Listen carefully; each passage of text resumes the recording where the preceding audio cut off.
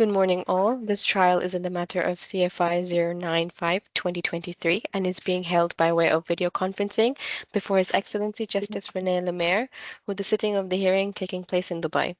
Any orders or directions made during the course of or after this hearing will be issued by the registry in Dubai on the judge's instructions. The claimant is represented by ATB Legal Consultancy FZ LLC. Lead counsel is Ms. Aisha Bijoy, and the defendant is represented by Hamdan El-Shamsi Lawyers and Legal Consultants.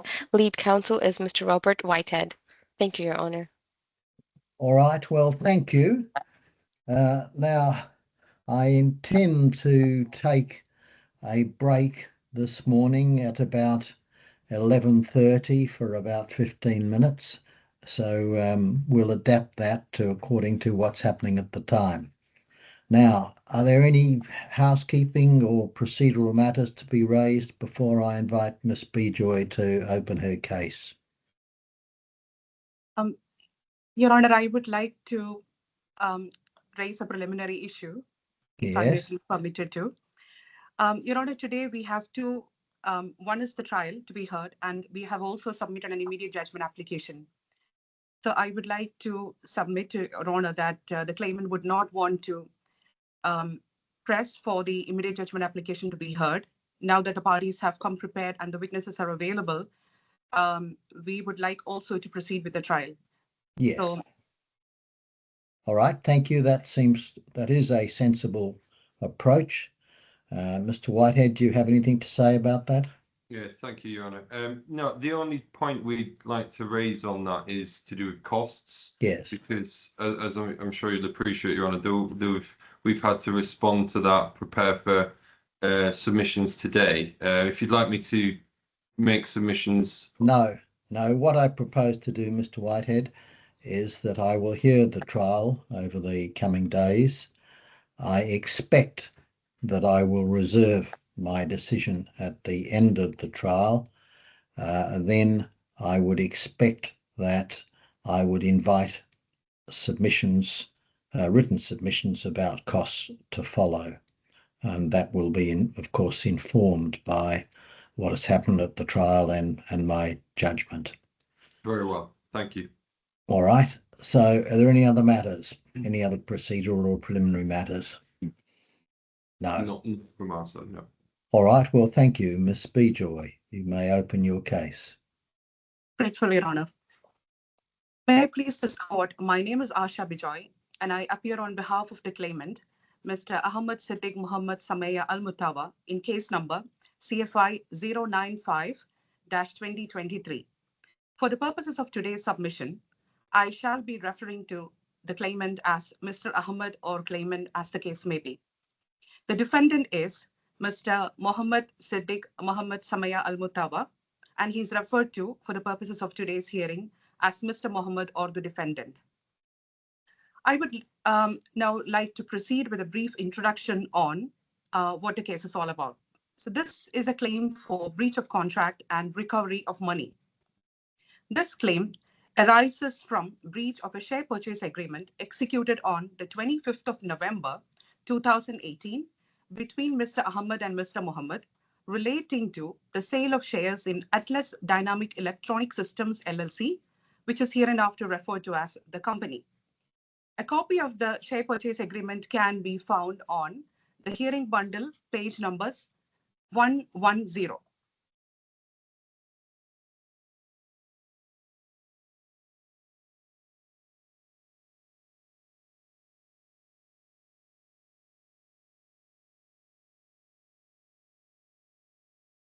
Yes, carry on, please. Thank you, Your Honor. The claim is filed by Mr. Ahmed against Mr. Mohammed to enforce the payment obligations as outlined in the SPA.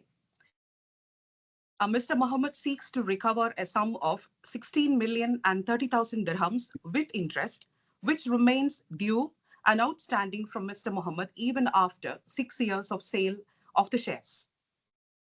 Now, if we go on to a detailed analysis of the factual background, I would start off by introducing who the claimant is. The claimant is the founder and chairman of Atlas Group of Companies, which was established by the claimant since 1983. And this is recorded in hearing bundle, page number 209, from the witness statement of Mr. Wala Balesi, paragraph number 4, subclause A. Yes. Defendant, whereas, is the younger brother of the claimant, started working as a division manager of Atlas Telecom from early 2000, taking care of electronics and security systems department. This is again mentioned in the witness statement of Wala, hearing bundle, page reference number 209, paragraph number 4, subclause C. In 2011, this division was transferred to an independent company by the name Dynamic Security Establishment, which was 100% owned by the claimant then. And this is again reference to Mr. Balesi's witness statement, paragraph 4, subclause D, again reference to hearing bundle, page reference number 209. The claimant also made defendant the chief executive officer of this company. Subsequently, on 24th of November 2014, the claimant transferred 30% of shares in the company to the defendant. And this is recorded in the defense, paragraph number 8.3, and the bundle reference number is page 178.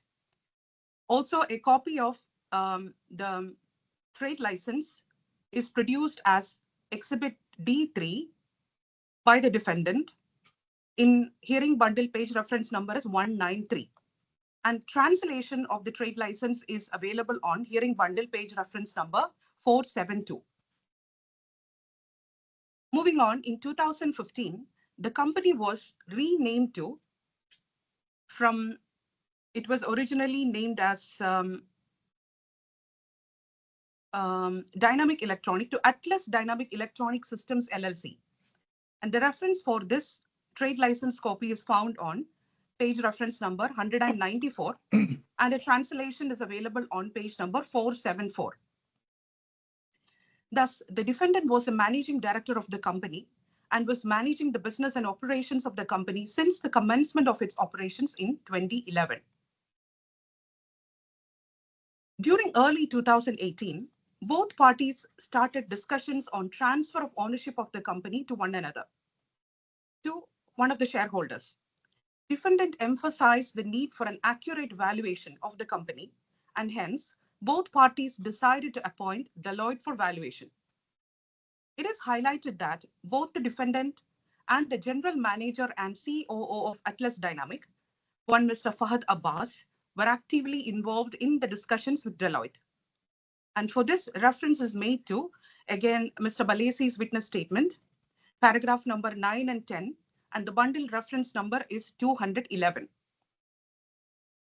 It is also recorded in the Deloitte report, which is found on hearing bundle, page reference number 60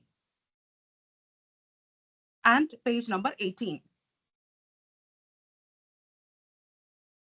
Also by referring to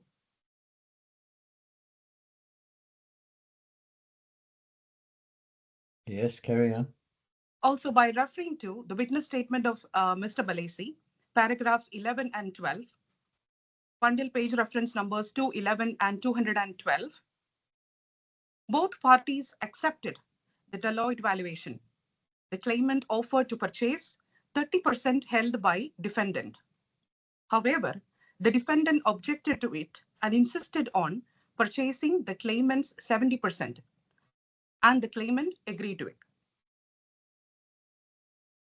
As per the Deloitte valuation report, the value of Atlas Dynamic is estimated to be in the range of dirhams 20.2 million to 22.9 million.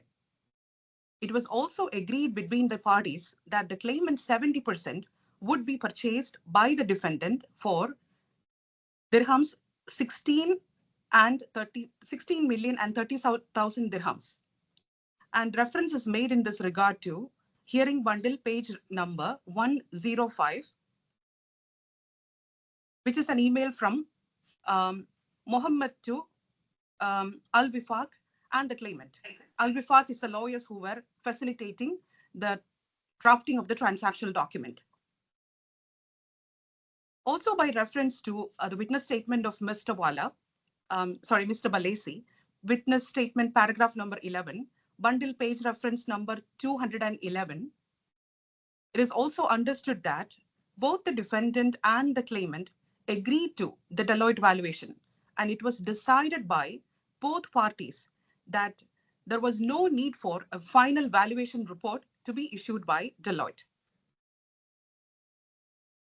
This is also recorded in the SPA, and the particular reference is made to clause 5.1 subclause A of the SPA, which is found on hearing bundle page reference number 114. And it reads that the valuation is accepted and binding upon both the parties.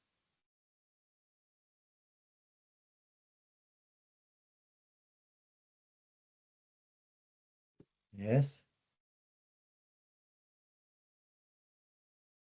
Accordingly, an SPA was executed on 25th of November 2018 for the sale of 70% of the claimant's shares in the company to the defendant.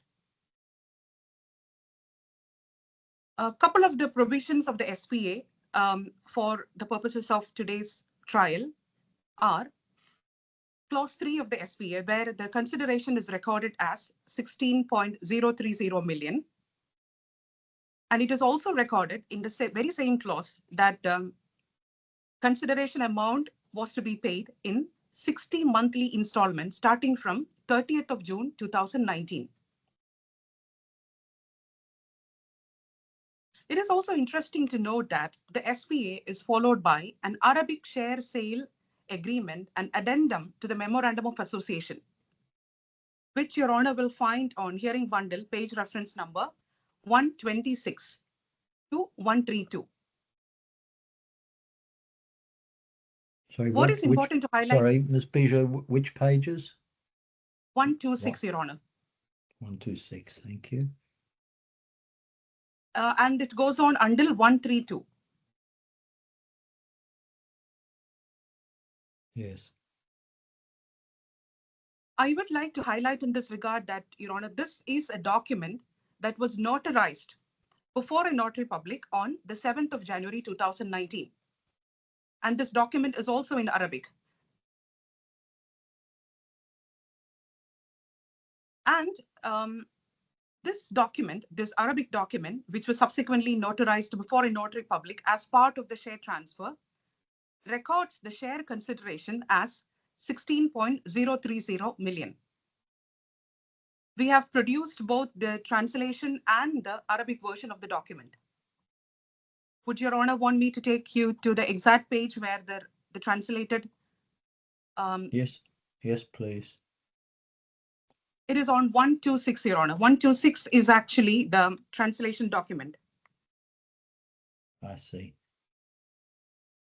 And towards the end of that page, under the title assignment, it is recorded, the first party sold and transferred all its shares in the company, 70 shares with a nominal value of 16,030,000, which represents 70% of the company's capital, share free of any fees, seizures, or any mortgage, etc. And it goes on.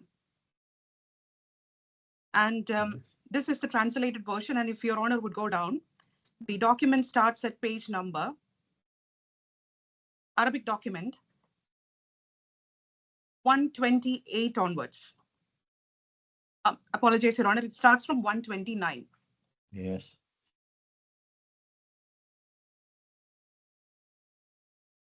Yes, I have it. Grateful, Your Honor.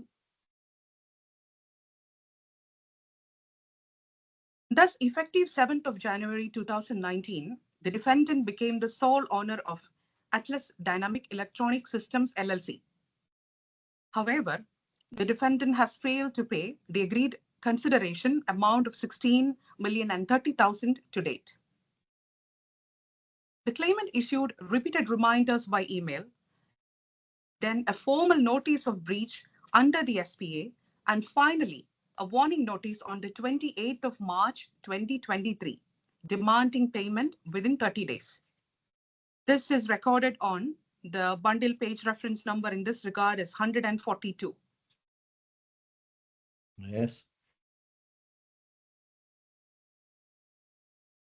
The respondent did not issue any response to these follow-ups. Now, let us have a look at what is the defendant's story. Your Honor, when faced with the current DIFC claim, the defendant now attempts to challenge the SPA on various grounds, including, first, number one, the defendant was not conversant in English and hence did not understand what SPA referred to. And this is recorded in his defense, paragraph number 27, and the bundle reference is 182.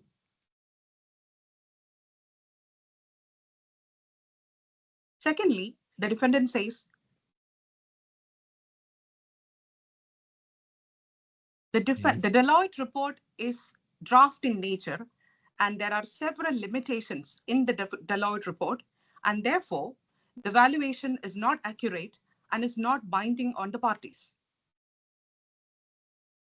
The defendant also says the brand name Atlas was removed and the banking facility was also removed, and hence the value of the company was eroded. It is also the defendant's position that he was in a distressed mental state and the SPA was executed under stress, under duress. Apologies. Defendant then goes on to say that the defendant believed that the share consideration is only 7.69 million and not 16,030,000 dirhams. Defendant also alleges that the claimant failed to execute contracts and led to loss of pipeline projects and loss of valuation. Defendant also says that the claimant lacked good faith. Last but not least, the defendant also says that the valuation report is an expert evidence under RDC 31.13. And this is taken from paragraph number 17 of the defense. So all in all, the defendant has raised about 7 to 8 grounds on the basis of which he's challenging the SPA document. Now let's look at what does the evidence tells us. The evidence tells us a different story. The defendant, when he claims that he is not conversant in English, the defendant is US educated. And the reference in that regard is hearing bundle reference number 503.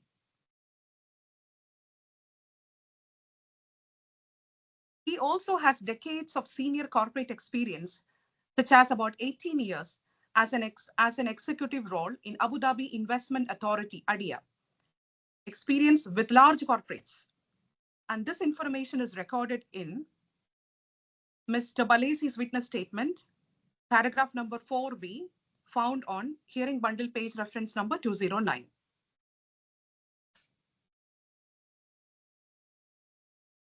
The defendant is also the source of all information and documents furnished to Deloitte for valuation. And this can be found on bundle page reference numbers, page 44, page 60, and from page numbers 329 to 338.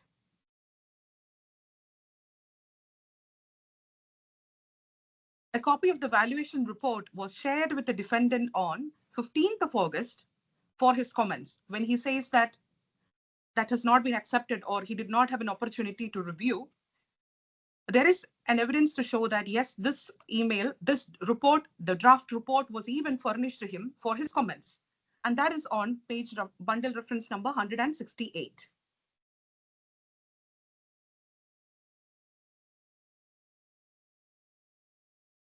The evidence also tells us that it is a part of the commercial negotiations between the parties that the brand name of Atlas would be discontinued, effective sale of the shares, and therefore the defendant was aware of this position at the beginning, at the time of signing the SPA. And where is this information coming from? It is again coming from Mr. Balesi's witness statement. And the relevant hearing bundle page reference numbers are 106 and 107. Of course, the SPA also records under clause 4 that the atlas name would have to be discontinued. And that's on page bundle reference number 114.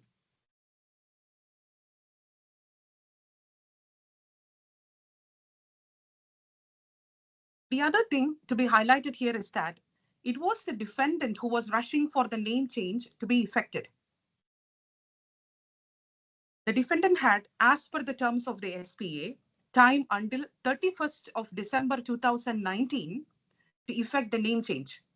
Whereas if you look at the evidence, the defendant went and changed the company from Atlas Dynamic Electronic Systems to Al Sahir International Electronic Systems, effective Jan 2019. So he did this almost 12 months ahead before.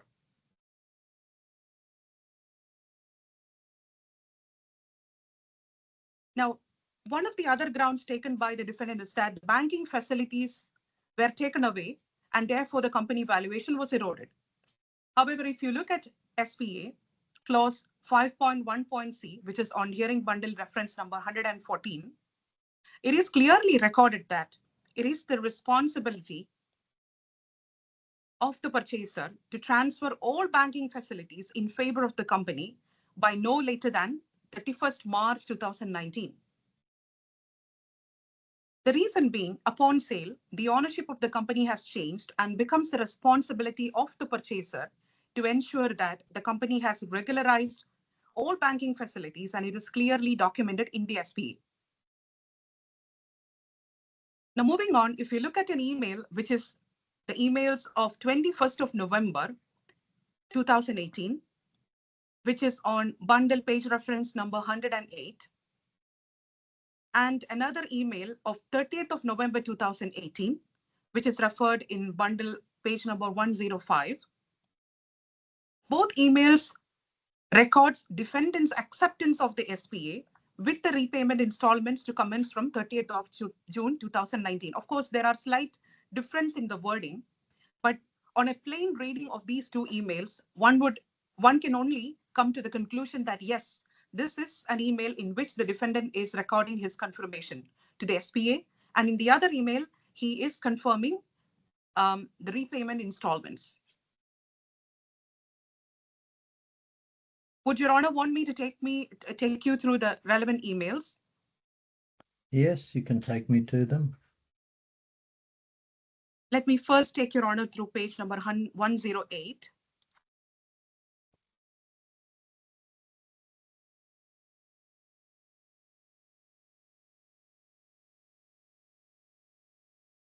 Your Honor, towards the bottom of that page, Your Honor will see an email from Wala Balesi, and it reads, Dear Mr. Omar, Mr. Ahmed and Mr. Mohammed decided to change ownership of Atlas Dynamic.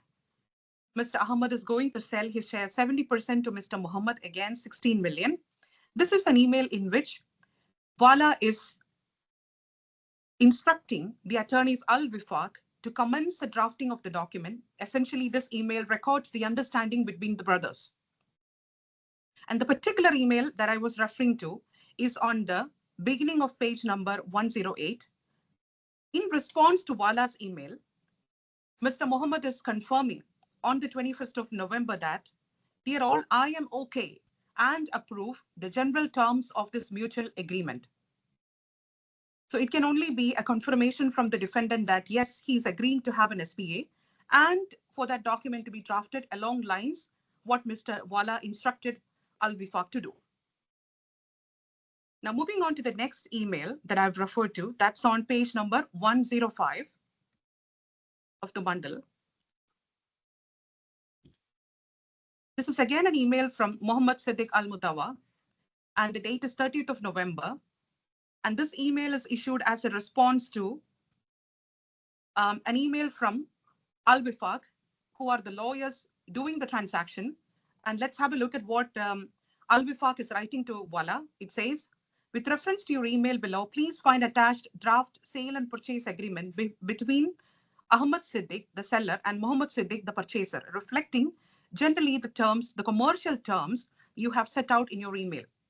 Please note that Mr. Mohammed SEDDIQ visited our office this morning and advised that the intercompany receivables amount will be amended in the light of certainly recently submitted invoices to Atlas Telecom. Therefore, we finalize the figures in outstanding will need to be amended to reflect that. And the email goes on to the next page. Additionally, Mr. Mohammed SEDDIQ requested for 2 versions of the SPA to be drafted. One with the date of the first repayment being 30th Jan 2019, as previously advised, and one with 30 June 2019 for him to discuss with Ahmed SEDDIQ. Therefore, you will find 2 versions, one named after you indicating your terms and one ending with Mohammed's name, differing only in the June payment date with all other points remaining the same. And the email also records that please note that this is an internal agreement between the parties. The official share sale and transfer agreement, Arabic agreement in brackets, will be circulated soon for initial signature between the parties and submission to the relevant authorities to start the transfer process once the SPA has been agreed and signed. It is in response to this email, Your Honor, Mr. Mohammed, on the 30th, writing back to, of course, addressed to Al-Wifaq. And in that email, Mr. Ahmed is marked, Wala is also marked, and it reads, Dear Ahmed, I am on agreement with this SPA agreement with share installment payments to your personal account starts on June 30, 2019.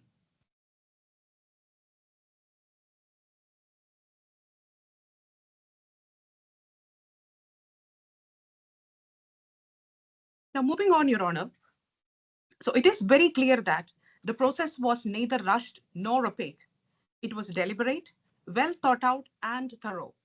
The discussion started in early 2018, and the transaction was concluded in Jan 2019. It is also clear from the evidence that the defendant had sufficient time to negotiate the deal and review the draft SPA, as the draft was circulated on email on 29th of November, the very same email that we have just referred to which the defendant confirmed acceptance on the 30th of November. It is also important to note that the SPA was followed by a share sale, an amendment to the Memorandum of Association, which was in Arabic, which was an Arabic document, which I have taken Your Honor through previously, found on page numbers 126 to 131, which also provided for the sale consideration amount to be 16,030,000 dirhams. It was this Arabic document that was notarized by both the seller and the purchaser before a notary public to finally effect the transfer on the 7th of Jan 2019. And the final Arabic document was only signed in Jan 2019. Your Honor, just to give you a background, so as per the UAE mainland laws, when a share transfer of a mainland company is effected, there will be a formal process that is conducted before a notary public. And this Arabic document was prepared for that purposes. Notary public is a representative from the court, wherein the notary will verify the identity of the parties who is attending the meeting, ensure that the transaction is agreed, affirmed, and confirmed in the virtual court. So this document and the fact that we have a notarized company MOA clarifies or confirms that, yes, both the shareholders have undergone this procedure to effect the share transfer.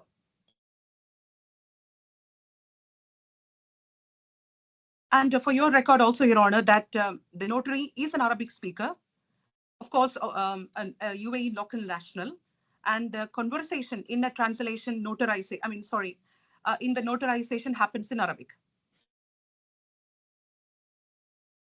Moving on, Your Honor, it is also on evidence that there is an email from Fahad Abbas, who is the general manager of Al-Sahar. Al-Sahar is the company that underwent name change after the transfer. This email is found on page number 138. I will just take Your Honor through that particular email, which is on page number 138 of the bundle.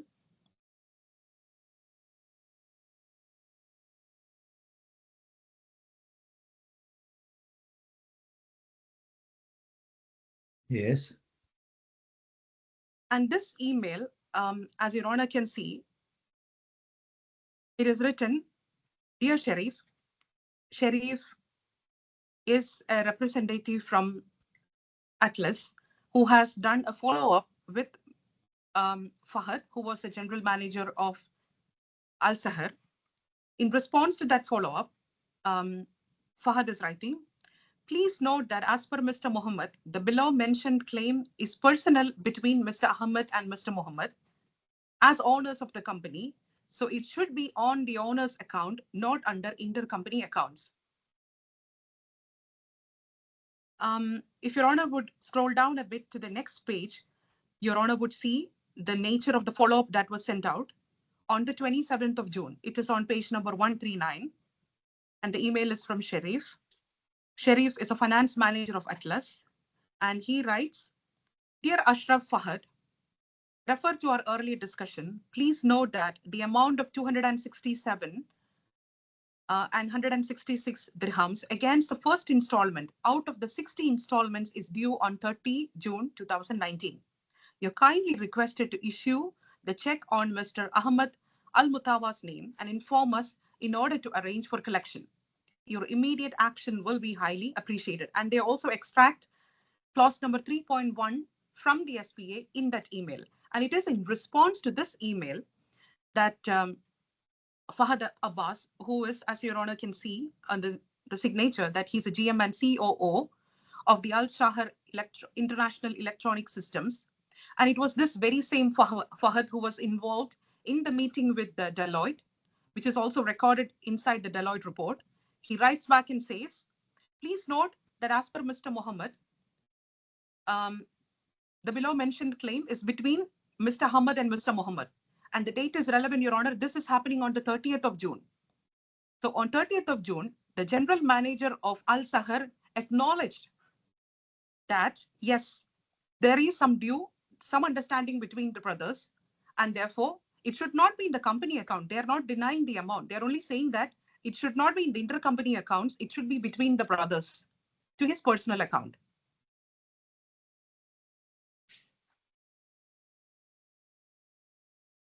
Yes. So it is very clear that at no point did the defendant object to or seek to postpone the deal, raise any concern about the various valuation being draft in nature, or signal that he felt coerced or confused or was under distress mental state or duress.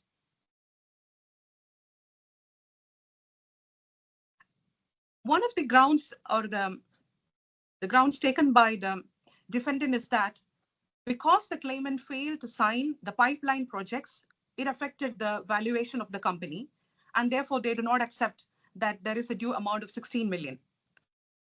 Your Honor, it is not clarified why the claimant had to sign on any of the pipeline projects or contracts, especially after the sale of the company, effective 2019 Jan. When the defendant, it is also important to note that from 2011, it is the defendant who's been acting as a managing director of the company. And therefore, the allegation that because the claimant did not sign the contracts and it affected the valuation of the company, not sure what is the basis for such an allegation. Now, what in the claimant's view, the court has to now consider or look into in the coming trial is the following 4 issues. Issue number 1, whether the SPA is a binding and enforceable document. Issue number 2, whether it is agreed between the parties that the consideration is 16,030,000 dirhams. Issue number 3,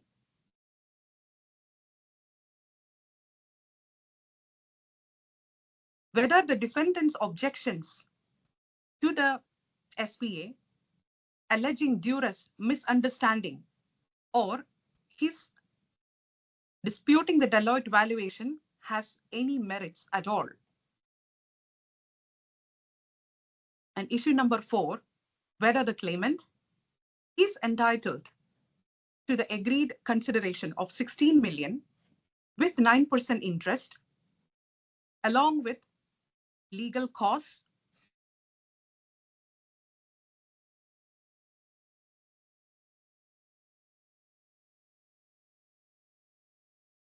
so these are the 4 main issues according to the claimants.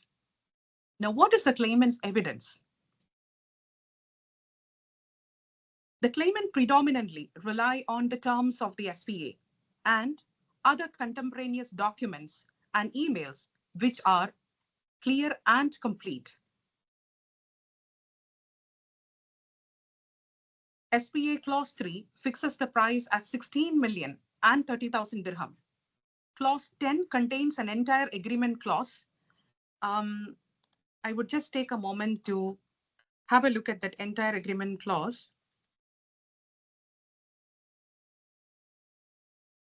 Which is on page number. The SPA starts on page number, sorry, the entire agreement clause is found on page number 115 of the bundle. And it's towards the end, the last paragraph, it reads, entire agreement, this agreement, including for all the purposes of this clause 10, and each document referred to in this agreement as being the agreed form, in the agreed form, constitutes the entire agreement between the parties to it with respect to the subject matter of this agreement. Of course, there are exceptions, which is in the next clause, 10.2. And what are the exceptions? Except for any misunderstanding, any misrepresentation or breach of warranty which constitutes fraud. So the exceptions are very clear. And it says in subclause A, the agreement supersedes and extinguishes all previous agreements between the parties relating to the subject matter hereof, and any representations and warranties previously given or made other than those contained in this agreement. And in clause B, it records each party hereby irrevocably and unconditionally waives any right it may have to claim damages or terminate this agreement by reason of any misrepresentation and or warranty not set out in this agreement. So this entire agreement clause is also in support of the claimant's proposition. Now, clause 6, now that we are on the SPA document, I would like Your Honor to just have a quick look at clause 6. Talks about breach and termination. And what is relevant in clause 6 is subclause B, which is found on page number 115.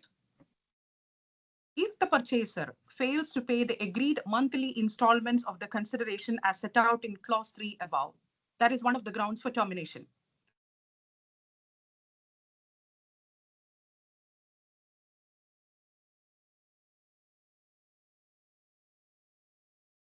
And clause 6.1 is also important, and it is under this clause that the 30 days notice has been issued by the claimant to the defendant, for which they did not receive any response, and which is coming under in subclause 6.1, notwithstanding clauses 7 and 16 below, the seller may take legal action in case of the occurrence of any of the events specified in paragraphs A to C of this clause. In such an occurrence, the seller shall give at least 30 days calendar notice to the purchaser to remedy such breach, which has been complied with in this case. And if the purchaser fails to remedy a failure in the performance of his obligations, as specified in relation to the outstanding indebtedness pursuant to clause 5.3 above, that is the intercompany liability of 7.69 million that is recorded in 5.3.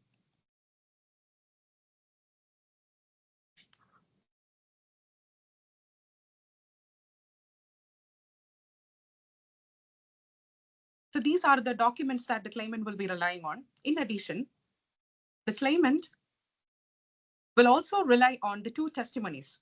The testimony of Mr. Balesi, who is the chief financial officer of the Atlas Group and who has been with the group for almost 24 years and has also worked alongside both brothers for many years, and who has been instrumental in introducing Deloitte for the valuation purposes, and being actively involved in the communications during the time of the transfer.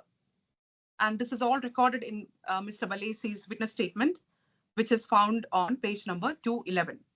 In addition, the claimant also has one more fact witness, that is the legal counsel from Al Wifaq Advocates, who coordinated the parties during the drafting of the SPA.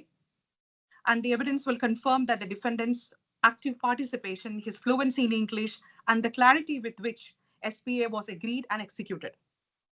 On the other side, the defendant stands on his own sole witness. It is also highlighted in this regard that the claimant is about 72 years old and is fragile in health and has been under frequent hospitalization. And this is, there is an evidence to that record, which is found on page number 541. Your Honor, it's 542, please.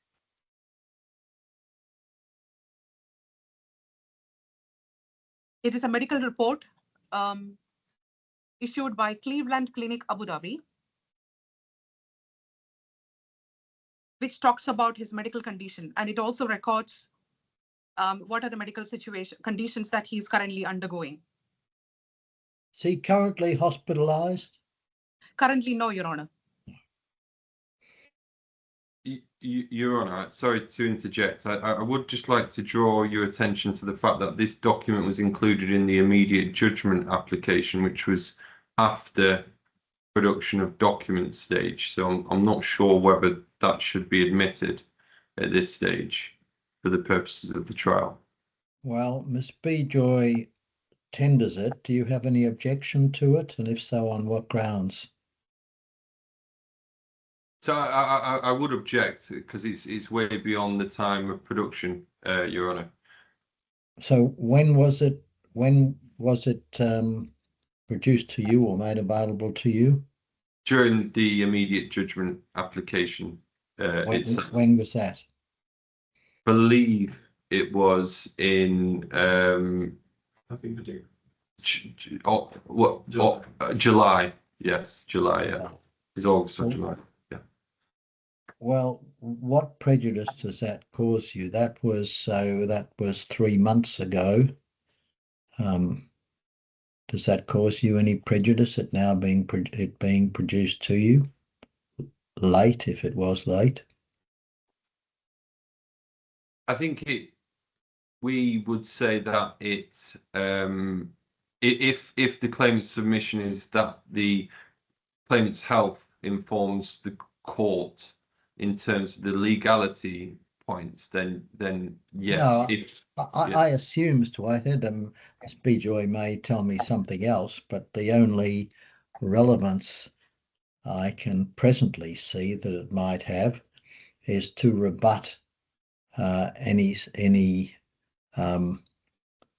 submission that you might make, or that an adverse inference should be drawn against the claimant because he hasn't given evidence, and the answer to such a submission would be he's not given evidence because of his ill health. Now, all of that, of course, only arises if there is some particular issue of fact on which the claimant could have given evidence, that there is some issue of fact which you contest and on which the claimant could have given evidence and hasn't, and you would seek to draw an adverse inference. It seems to me those, Ms. Bejoy, is there any other relevance to the medical report? No, Your Honor. I mean, the only purposes for which we have introduced a medical certificate is to bring on record that first, he is physically unavailable or he is undergoing medical treatment. Yes. And predominantly, the claimant is anyways relying on the SPA document and the witness of Wala and Omar. Yeah. For any reason, because the claimant is not personally available, we would not want that to be prejudiced against him. And that is the limited purposes for which we have introduced the medical certificate. So yes, Mr. Whitehead. Yes, so correct. So that's my point. Is that you just explained that the claimant is medically stable. Yeah, So the claimant should not be relying on the document in those circumstances. That's the point I'm trying to make. All right. Well, I'll accept the report subject to the observations you've made and the limitations which appear from the report itself. Thank you. Great, Your Honor, I just also would like to highlight that this medical report is dated June 2025. Yeah. Which is obviously after the document production.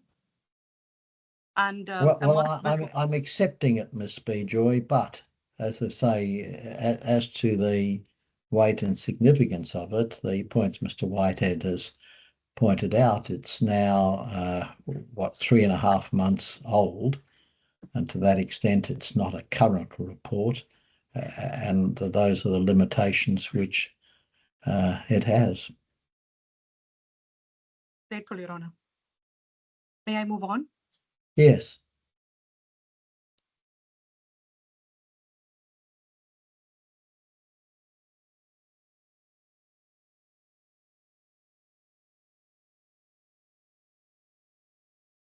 So to conclude, Your Honor, it is the claimant submission that we are predominantly relying on contemporaneous document, the SPA, the notarized MOA document, the Deloitte valuation, and the correspondence, together with the testimony of 2 professionals who were actively involved in the transaction, which together provide the most reliable and objective account of the transaction. And thus, the claimant respectfully asks this court to enforce the contract as written and intended, award the relief as pleaded for by the claimant, which are to direct the defendant to remit an amount of 16,030,000 dirhams as stipulated in clause 3.1 of the SPA, to direct the defendant to pay 9% interest on the outstanding amount of 16,030,000 dirhams. Ms. Bejoy, does the SPA specify a rate of interest? No, Your Honor, there is no reference to the rate of interest in the SPA. So where does the 9% derive from? It is coming from the PD of the DIFC court practice, Your Honor. It is recorded in our skeleton argument, if I may please refer to the particular. Yes, please.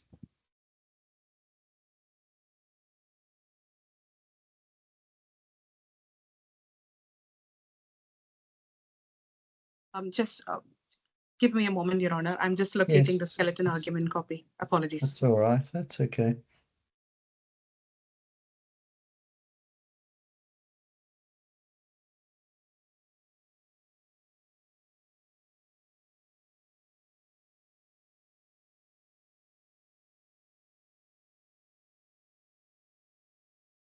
The skeleton argument starts on 921, and the reference to the interest is mentioned in paragraph number.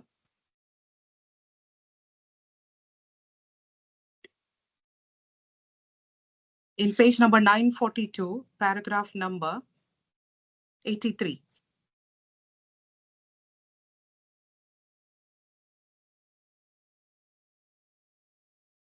It reads the defendant's conduct of failure.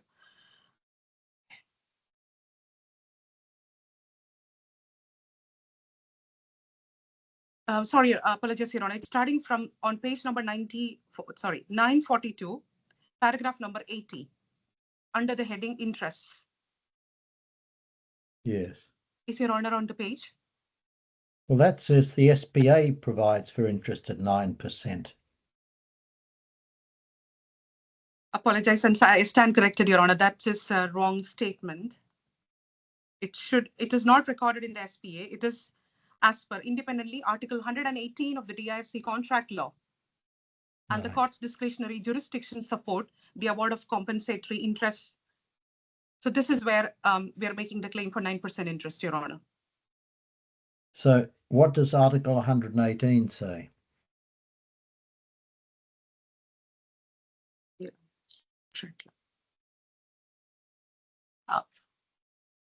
Give me a moment, Your Honor. Again, I'll just locate the concerned page number from the bundle.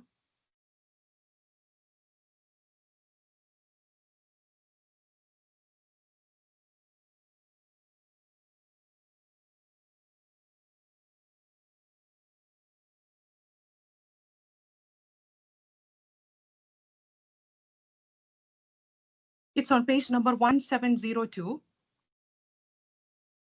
Article 118, interest for failure to pay money. 1072, is it? 1702.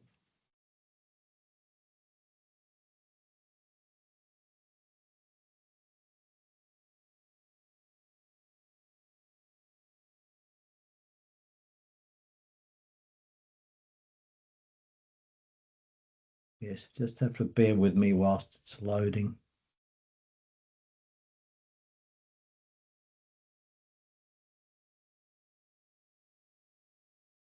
Oh, yes, sir. Article 118.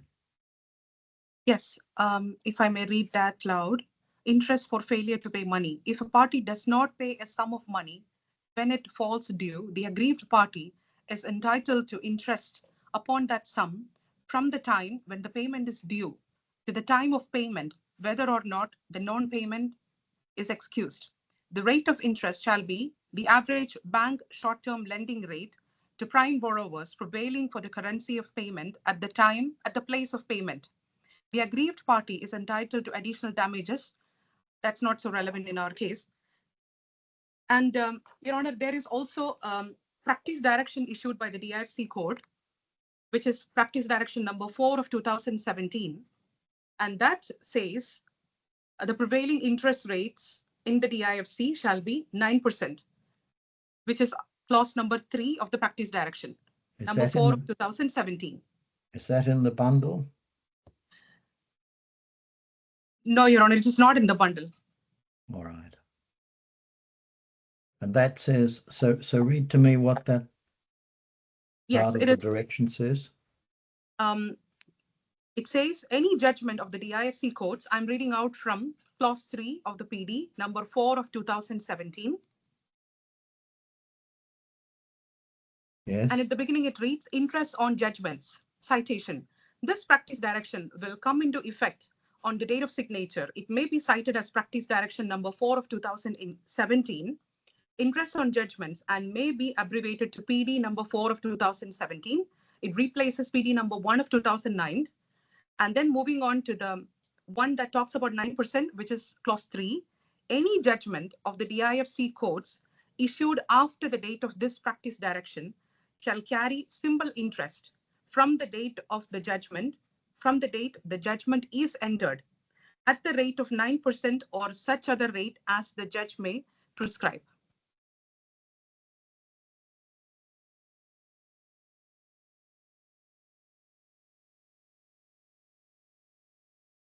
But that's post-judgment interest. Yes, yes, Your Honor. But you're seeking interest, I thought, from the date when the payment should have been made. Yes. So that's pre-judgment interest. Yes, Your Honor. So that is the reason why we are relying on 118 and the PD. The PD will definitely take care of interest post-judgment, yes, whereas Article 118 of the DIFC law takes care of the interim period due till the date of the judgment, because the clause states if the party does not. Yes, Your Honor. Yes, but that practice direction does not specify the rate of interest for pre-judgment interest. And what Article 118 says, yes, Your Honor, 118. For pre-judgment interest, the rate of interest is to be the average bank short-term lending rate to prime borrowers prevailing for the currency of payment at the place for payment. Is there any evidence of that? No evidence in the bundle, Your Honor. May I have your permission to address this in the closing? Yes, but when you say address that, it's the evidence I'm looking for. So if bear that in mind, I want to know. I accept, subject to anything Mr. Whitehead may say, that if you make good your case, then you're entitled to interest, and the rate of interest is the average bank short-term lending rate to prime borrowers providing for the currency of payment at the place for payment. I then have to look to see what is that interest rate, and ordinarily evidence would be provided of what that rate is. So that's what I'll be looking for, which you can address me whenever you want. Yeah, I acknowledge, Your Honor, that the relevant supporting documentation is not in the bundle. But if I may be permitted, with your leave, to submit documentation and perhaps address Your Honor on the closing. Well, I think we'll deal with it. I think we'll deal with it this way. When you have the document or documents, you may then seek to tender them, and I'll hear from Mr. Whitehead whether he says he's prejudiced by that or has any objection to it. Grateful, Your Honor. All right. All right. What else? So that concludes my opening, Your Honor. Unless right. Your Honor has any further clarification to be sought, I'll No. All right. Thank you, Ms. Grateful, Your BJ. Honor. Mr. Whitehead, do you address? Thank you, Your Honour. Your Honour, I appear as lead counsel for the defendant in these proceedings. We've dealt with the immediate judgment point, so I'll move straight on to the substantive case. So the defendant's position is that this is not a straightforward debt claim. It raises serious issues as to whether the SSPA, which is the share sale and purchase agreement, dated 25th of November, is enforceable, and whether the 16,030,000 consideration was ever properly fixed, and whether any sum is due at all, given what transpired before and after signature. So the defendant invites the court and will invite the court as part of these submissions to dismiss the claim, or alternatively to hold the SSPA unenforceable or voidable for duress, undue influence, or lack of informed consent, or to find failure of consideration and material change, so that no sum is payable, and in any event to reject the claim for contractual interest, which I'll go on to discuss shortly. So turning to the main issues in dispute in this case. So the defendant's position is that there was no informed consent.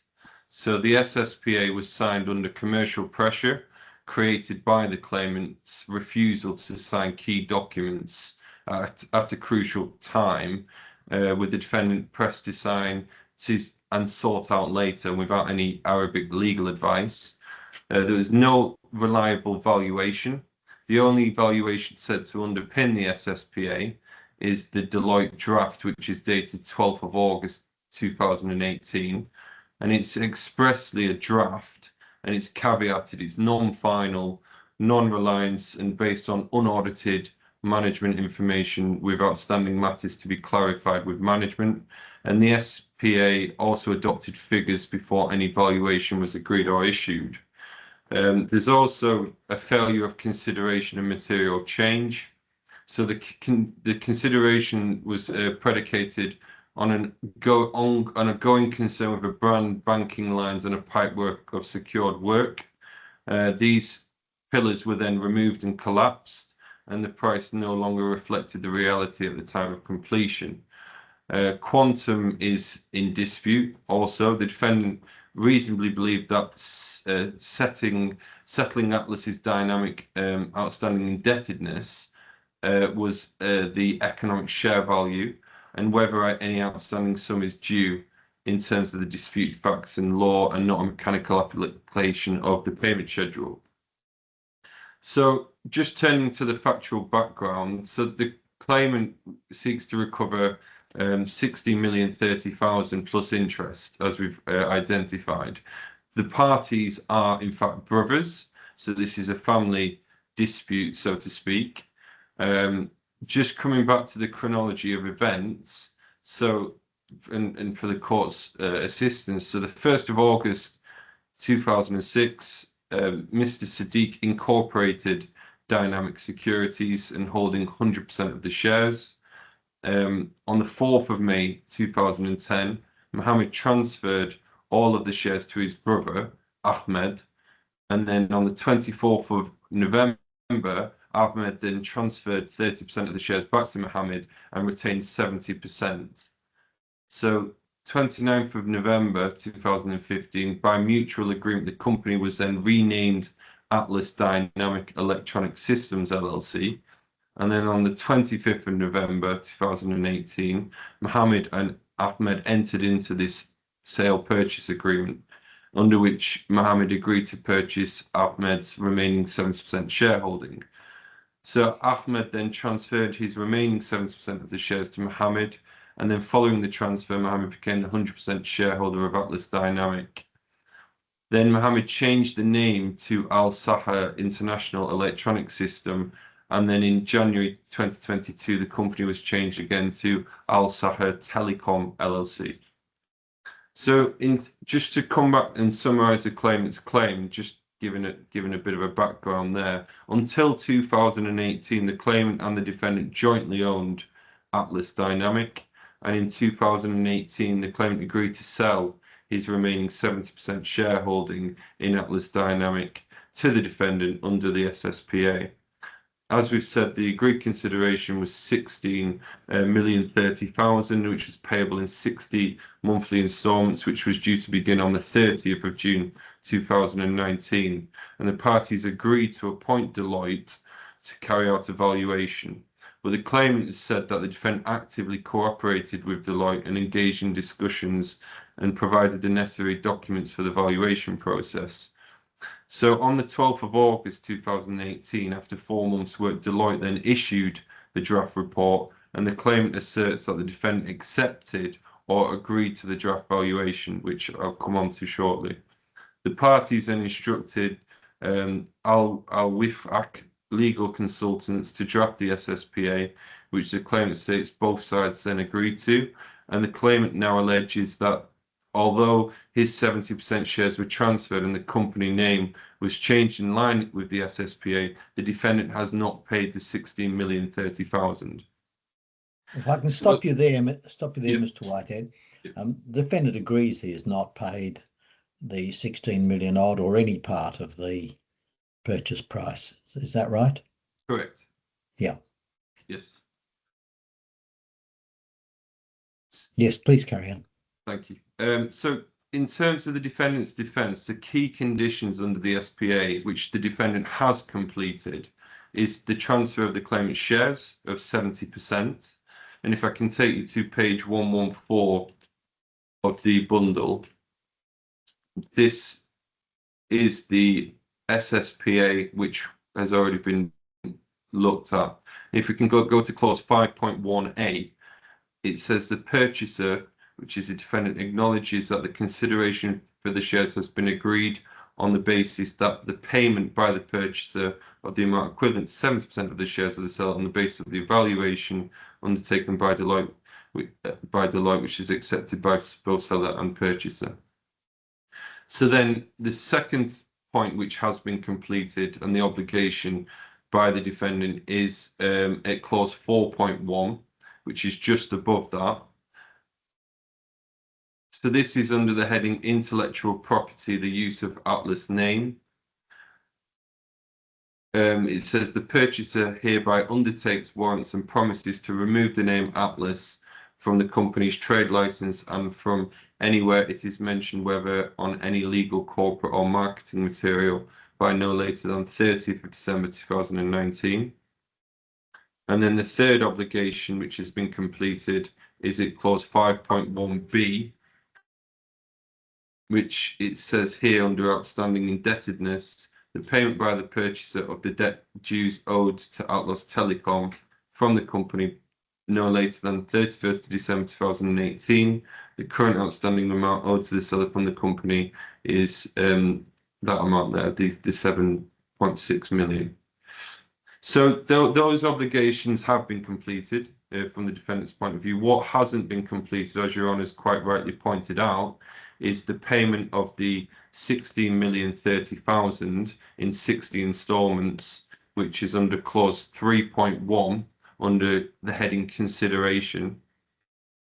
So that's the first one. And then the second one is at clause 5.1c, which is the arrangement under outstanding indebtedness, which is the arrangement by the purchaser of transfer of all current banking facilities taken by the seller and his affiliate companies and establishments in favour of the company by no later than 31st of March 2019.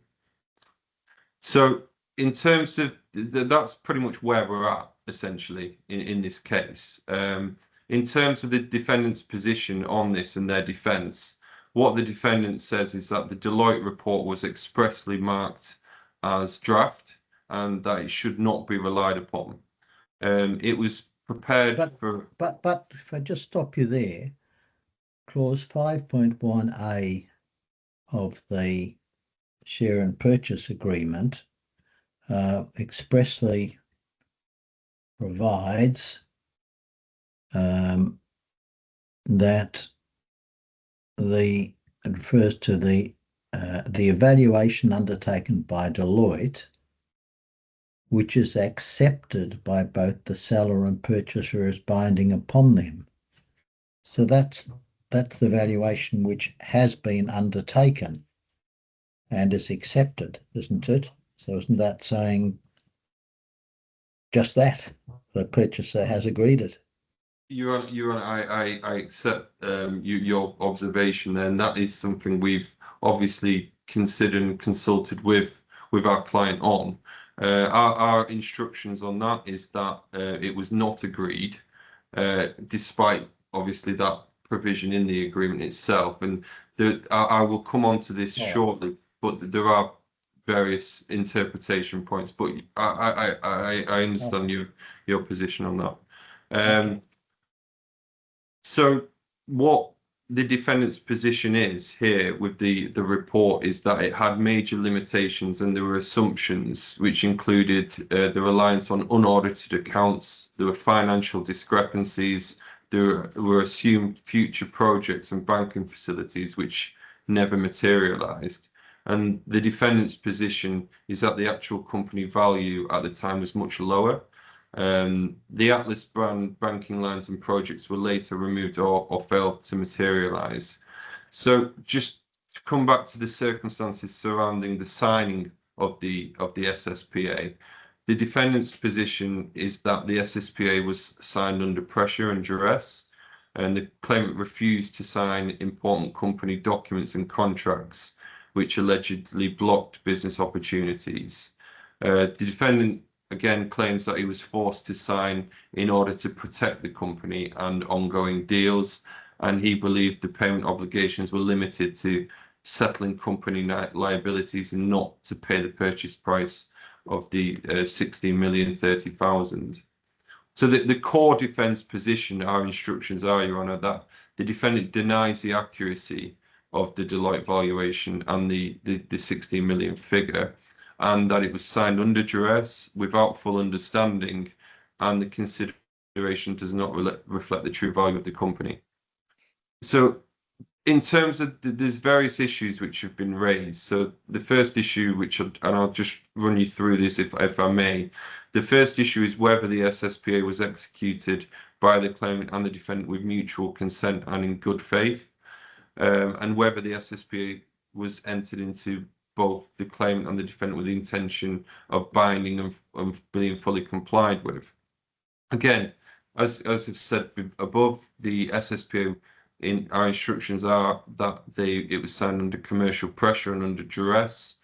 The defendant was not aware of the consideration amount when it was signed, and he was under the impression that the instalments were to settle the outstanding liabilities of 7.69 million to Atlas Telecom.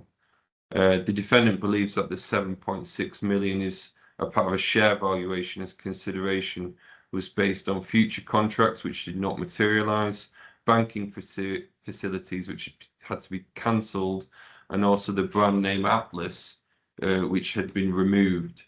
Another point which has been raised is that the SSPA was drafted in English, which the defendant was not fluent in, and the defendant requested more time to review the clauses in Arabic, and it was a draft report. However, these were ignored or rejected. And the defendant believed that based on verbal assurances and the parties' prior dealings and the relationship between the parties, that the SSPA would reflect a different consideration amount. The official SSPA was to be signed in Arabic, as per the email from Al Wifaq Legal, which we've not. I'm not sure I understand that, Mr. Whitehead. Is the defendant's case that he understood that the consideration for the share transfer was the payment of the outstanding indebtedness set out in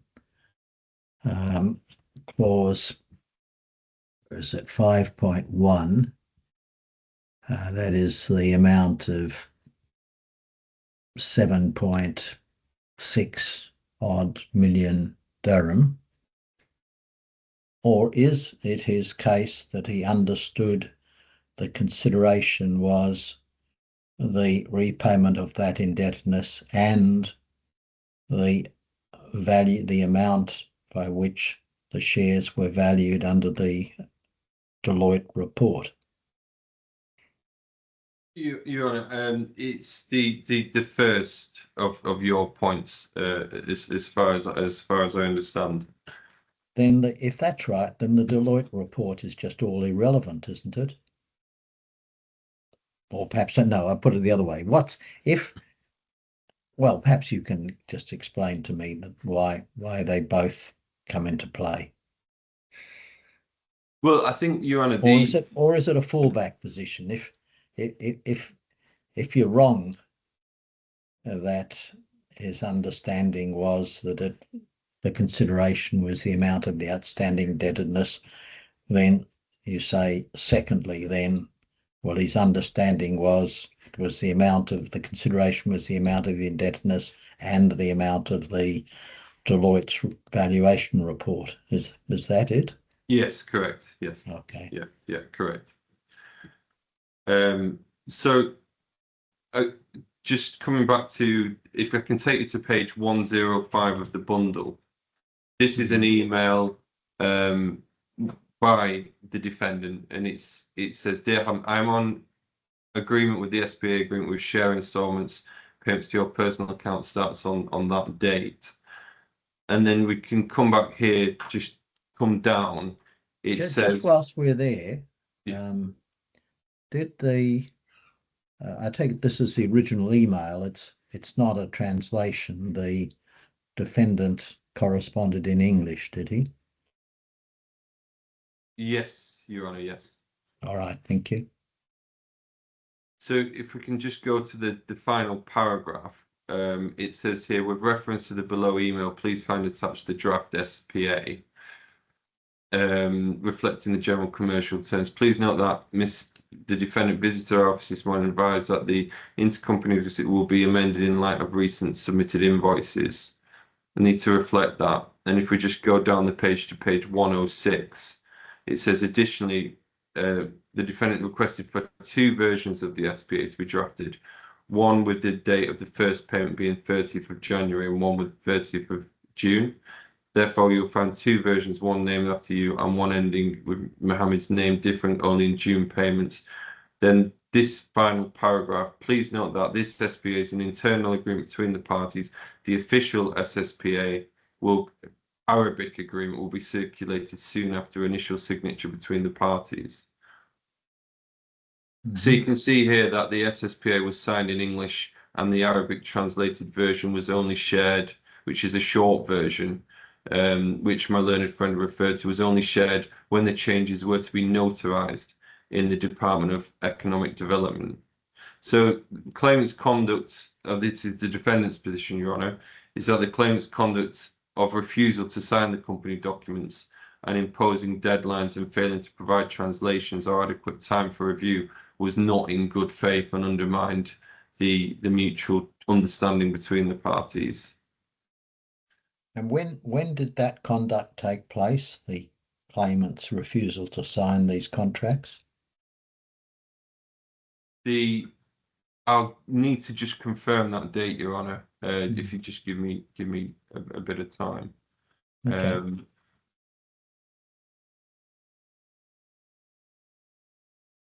I believe it was sometime in early 2019, but we need to double check that. All right. Okay. So you know, also the defendant's position is that this was at a time of financial and operational stress.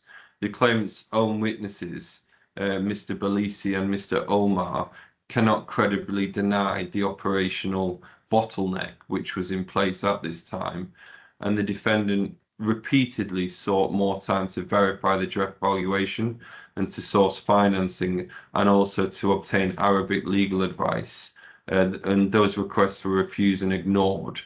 The SPA proceeded regardless and immediately followed by share transfer and company name change, closing the door to any meaningful revisiting of the terms, the valuation terms. The defendant will give evidence, and his position is that he did not understand that the SPA required payments of a separate 16,030,000 over and above the settled company critical indebtedness. And the SPA, we would say, and What does our he say instructions. If that's right, then in his evidence, what does he say he thought the significance of the Deloitte valuation report was? So, I mean, his position is that, and what he communicated at the time was that he just wanted to keep the company afloat by discharging debts and unlocking contracts.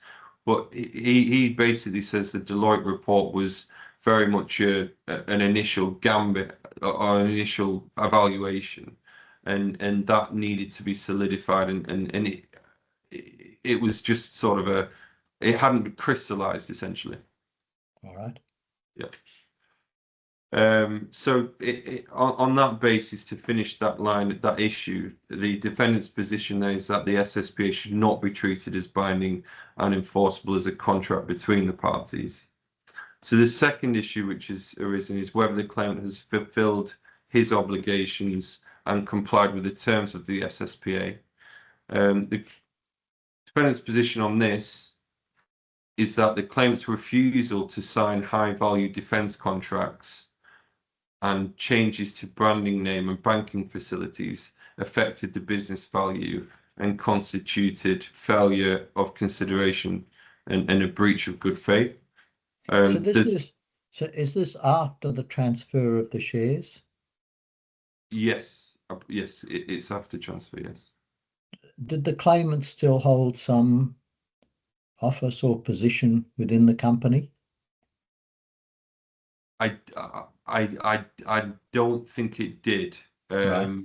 So when you say he refused to sign contracts, you're saying he refused to sign the contracts, what, between him and the company, or refused to sign on behalf of the company, or what was it? It was on behalf of the company. And what authority did he have to sign on behalf of the company? So I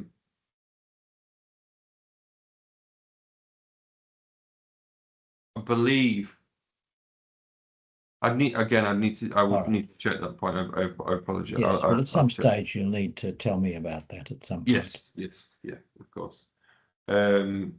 So, Your Honour, the defendant's position is that the claimant's refusal to sign documents and the lack of full disclosure was in breach of duty, because it reflected key assumptions that did not subsist. So the removal of the Atlas brand and the cancellation of banking facilities and the failure of supposed secured order pipeline, and there was core expected benefits and inputs which were withdrawn, and there were consideration failures in whole or in part, and they weren't consistent with their obligations, which I will come back to in terms of their authority. I apologize. Yeah. Yes.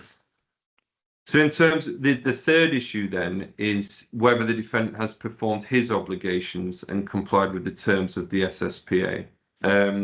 So as we've identified, the instalments were not paid, and the defendant's position was due to disputes over the true construction and consideration of failure of conditions and harm caused to the business. So the SPA linked the share price to valuation assumptions such as brand, banking, and projects, which were later removed.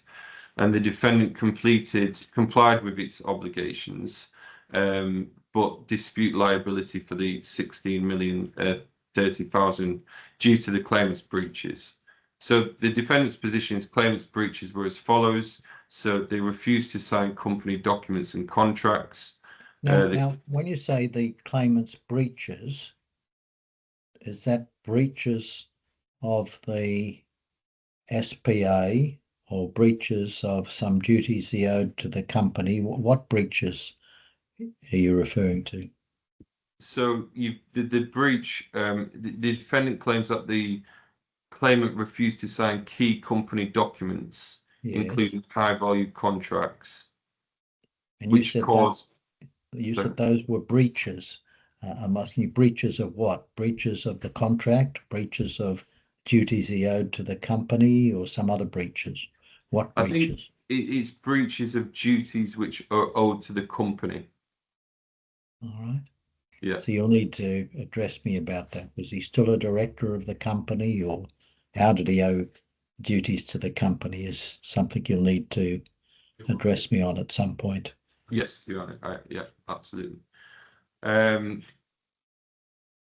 So the impact of this from the defendant's position is that this led to the failure of projects in the company's pipelines, which negatively affected the business plan, the client relationships, and the company's valuation.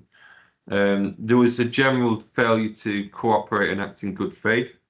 The defendant's position is that the claimant failed to cooperate for the performance of contractual obligations, and the claimant's lack of cooperation, including refusal to sign documents and provide necessary information, breached its duty of good faith. There was a removal of key asset and banking facilities and brand. So the defendant says that the claimant was responsible for removal of key assets and removal of the Atlas brand from the company, and that these actions materially altered the commercial platform on which the SPA was based and resulted in failure of consideration. And there was a failure to provide adequate facilities and bank guarantees. So the defendant says that the claimant failed to provide these, which were necessary for the company operations and for securing contracts. And lastly, there was a failure of providing full disclosure. So the company, the claimant did not provide full and accurate information regarding the company's financial position, contracts, and other matters, which prevented the defendant from making informed decisions. All those appreciate. We'll come back to the the directorship position on that shortly. In terms of the last point is this duress and undue influence point. So our instructions from the defendant here are that the claimant's conduct, which specifically included the refusal to sign documents and the threat of removing the brand and banking facilities, did amount to commercial pressure, duress, or undue influence, and this forced the defendant to sign the SPA on unfavourable terms. The impact of this is that the defendant says that this undermined its enforceability of the SPA, and there's a failure to comply with mutual understanding and obligations in general. The defendant's position is that the claimant's action prevented the proper execution of the SPA and the realization of the company's business potential. So the defendant, as we said, sought time to verify the valuation of the company, to obtain legal advice, and to secure financing, but the claimant refused and rejected these requests. And the claimant's refusal to cooperate and lack of accurate information constituted bad faith conduct, and also it's hindered its ability by loss of contracts, banking facilities, and brand removal. So to finish this point, the defendant's position is that it has not accepted liability or waived its rights and maintains any non-performance which stemmed from the claimant's breaches. The fourth issue is whether the claimant is entitled to the 16,030,000 as per the SPA. So the 60,030,000 is based on, as we said, a draft Deloitte report, which is in draft, and it's caveated, and it's based on assumptions which are later removed in the SSPA. The defendant denies that the SSPA fixes this amount as an indisputable payment sum, and the defendant's position that there's a credible defence that consideration materially failed and reliance on an unapproved draft is not permissible. And the draft is dated 12th of August 2018, which is 3 months before signature. Again, it's expressly stated in the SSPA, in the Deloitte report, that it's a draft. It says non-reliance. So it says no party may place any reliance and no other party is entitled to rely on it, and based on unaudited management accounts and forecasts. And it's subject to limitation on scope. So Deloitte did not audit or verify in accordance with auditing standards. So critically, the commercial basis for any valuation brand banking lines order pipeline did not crystallize, as I've said, and it was not conclusive. And the cover page, if I can take you to that on page 43, it says here that it's at paragraph 2. The report is a draft report and is expected to be superseded by our final report. So this is at page 43 of the bundle. The draft contains a number of outstanding matters identified by square brackets and italics that require clarification or confirmation by management. We reserve the right to add, delete, or amend the report as we consider appropriate. No party may place any reliance whatsoever upon this draft of the report. So we can clearly see that it's not meant to be final and should not be relied upon. If we can go to page, if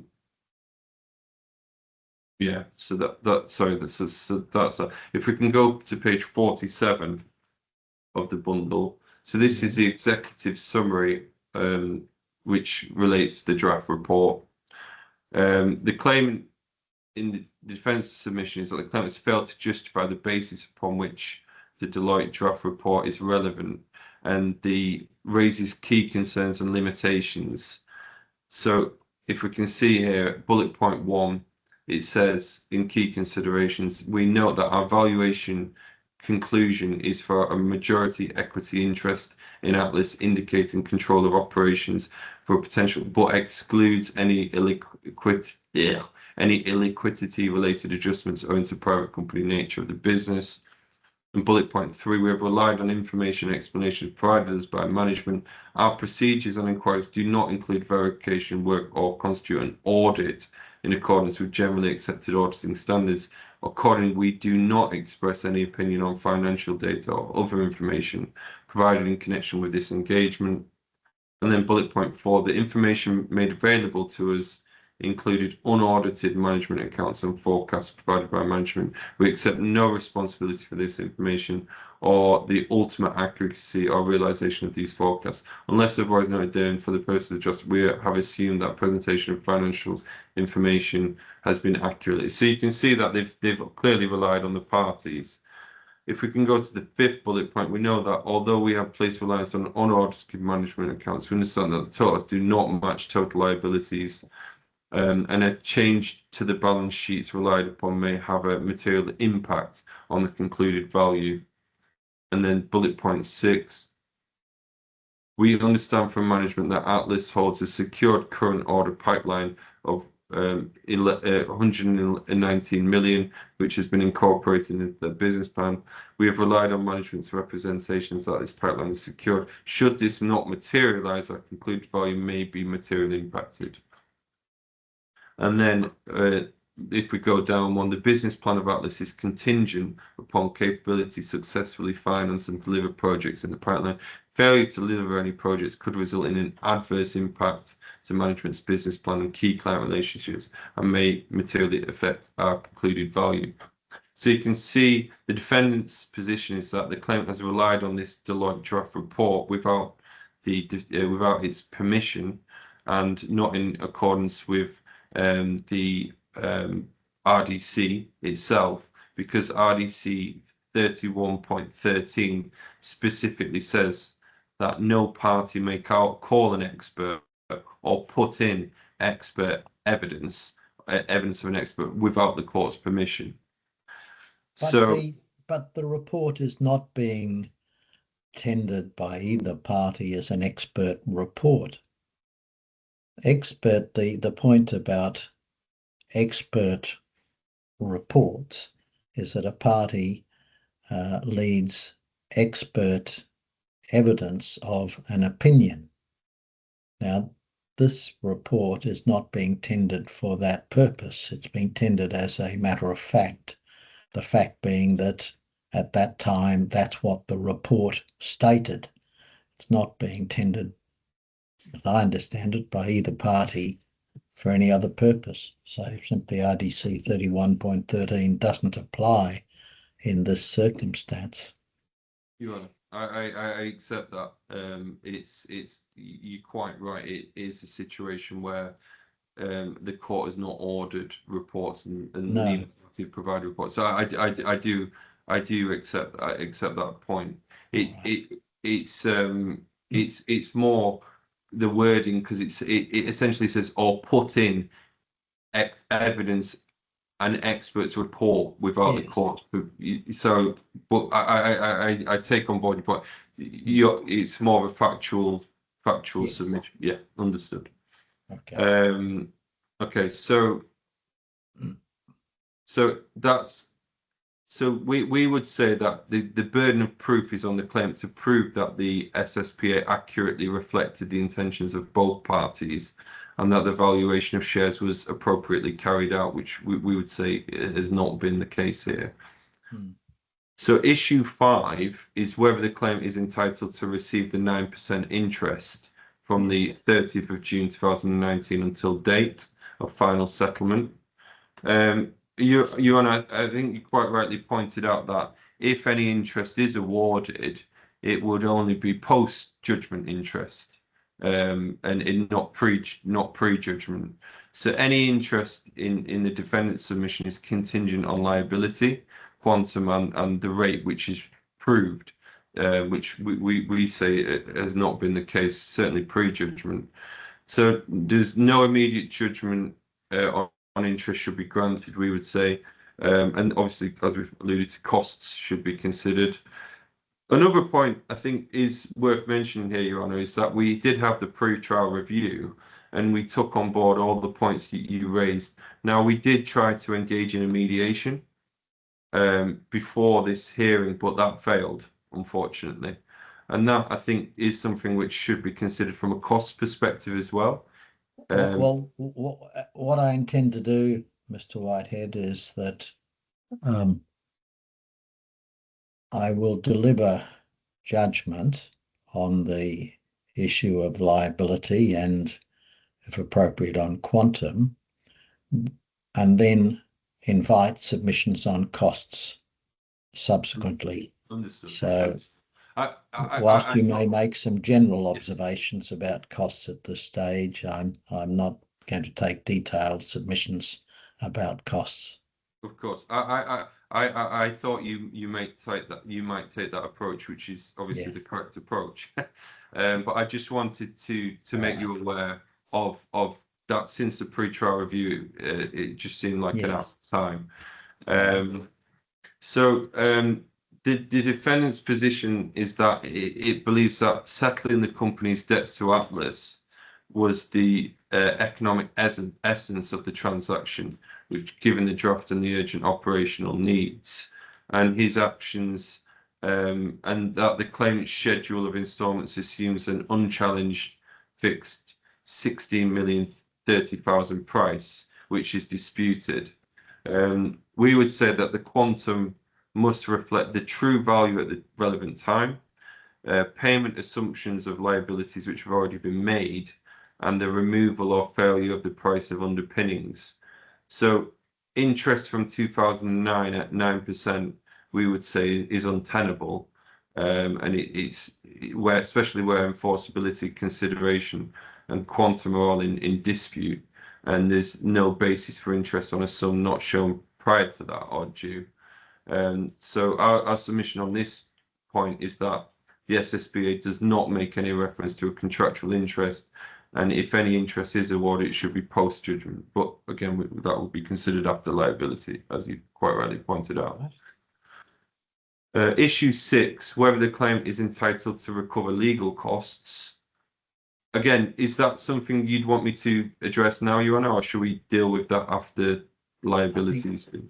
Yes, I think after liability. Yes. Just see if there's any other points.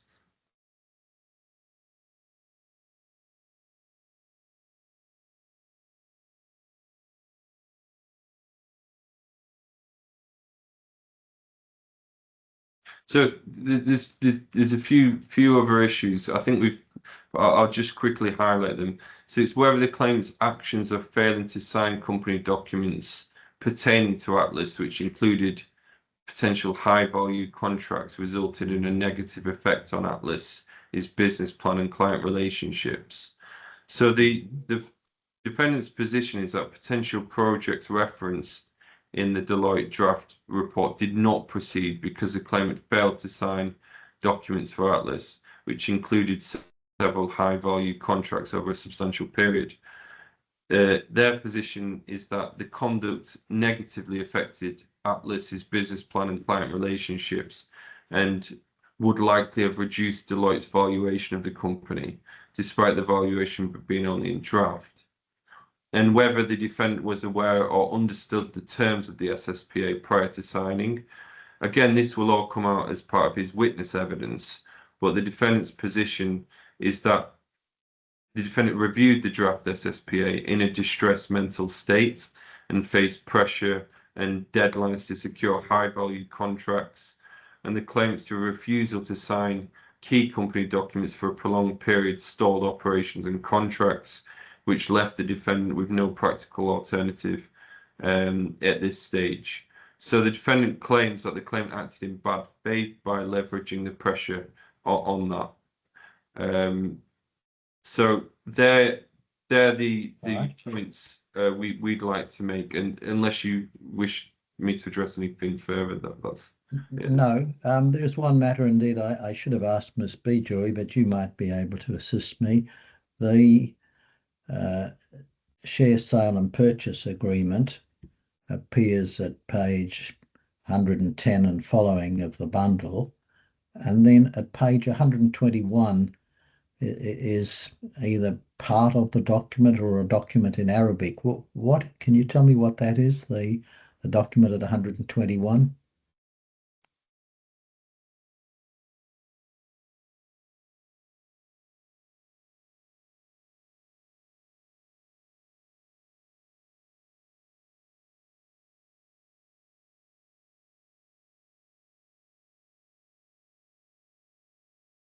If not, I might ask Miss Bejoy. This might be more convenient. Miss Bejoy, can you tell me what that document is at 121?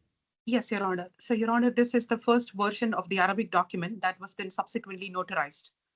Oh, I see. Right. All right. Well, thank you both. It's now approximately 11:40. We'll take a 15-minute break and resume at 11:55. And at that stage, Miss Bejoy, you will be calling your first witness. Yes, All right. Your Honor. All right. Thank you. We'll adjourn to 11:55. Thank you. Thank you. Yes. Good morning, Miss Bejoy. Mr. Whitehead, are you present? Good Yes, morning. All right. Thank you. All right. We're ready to resume, Miss Bejoy. Grateful, Your Honor. Mr. Wala. So you're calling Mr. Yes. Wala to give you wish Mr. Wala to give evidence? Yes, Your Honor. First Oh. will be Mr. Wala and then Mr. Omar. All right. Well, Mr. Wala, can you hear me clearly? Yes, yes, Your Honor, I can hear you clearly. All right. Would you please, do you wish to take an oath or an affirmation? As An you- oath is where you swear on the holy book to tell the truth. An affirmation is where you sincerely affirm that you'll tell the truth. I'm ready to comply with whatever you recommend, sir. Well, it's what you wish to do. You must elect either to take an oath or to take an affirmation. Do you have a holy book with you? No, No. In that case, I'll ask you to take an affirmation. please.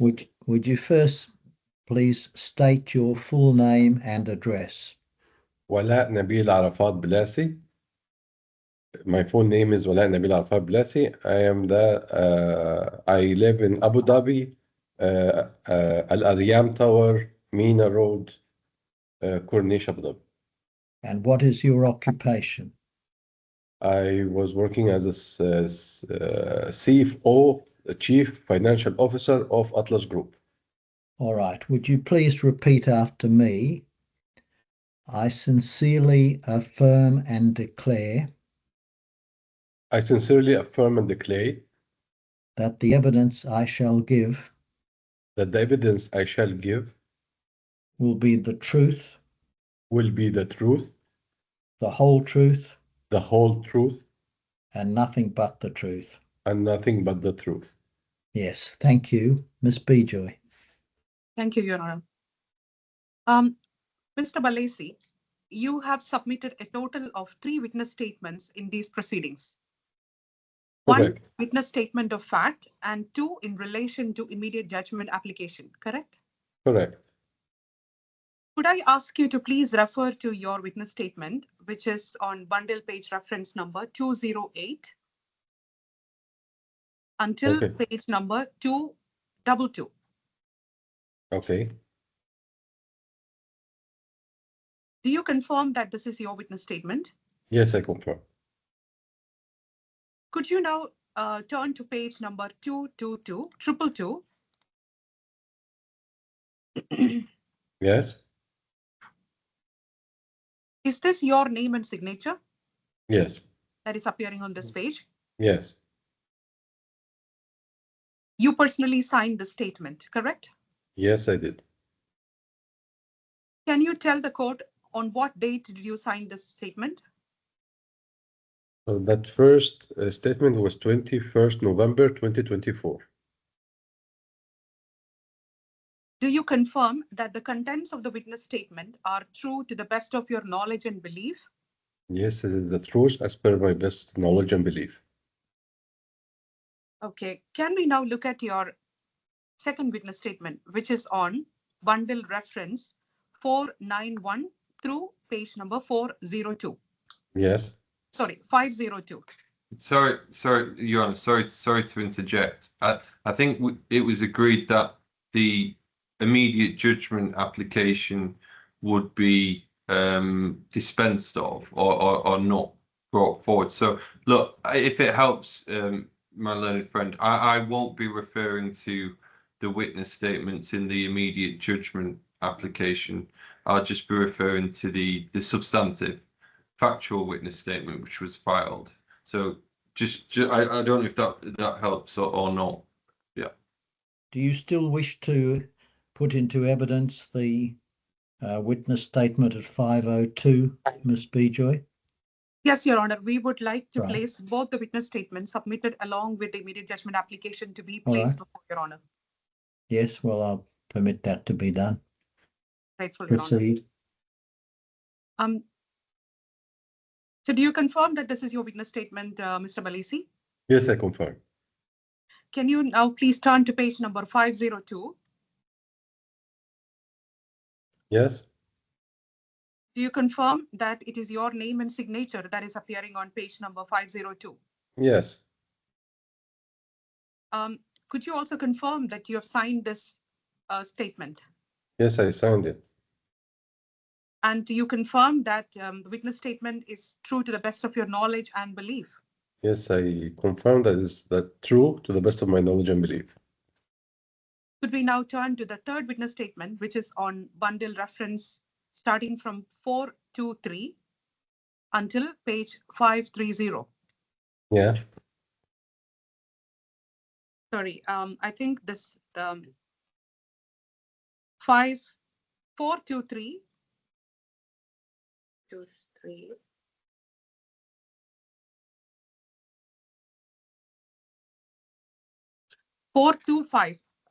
No, I think that's not the one. Sorry, I stand corrected. It should be 523.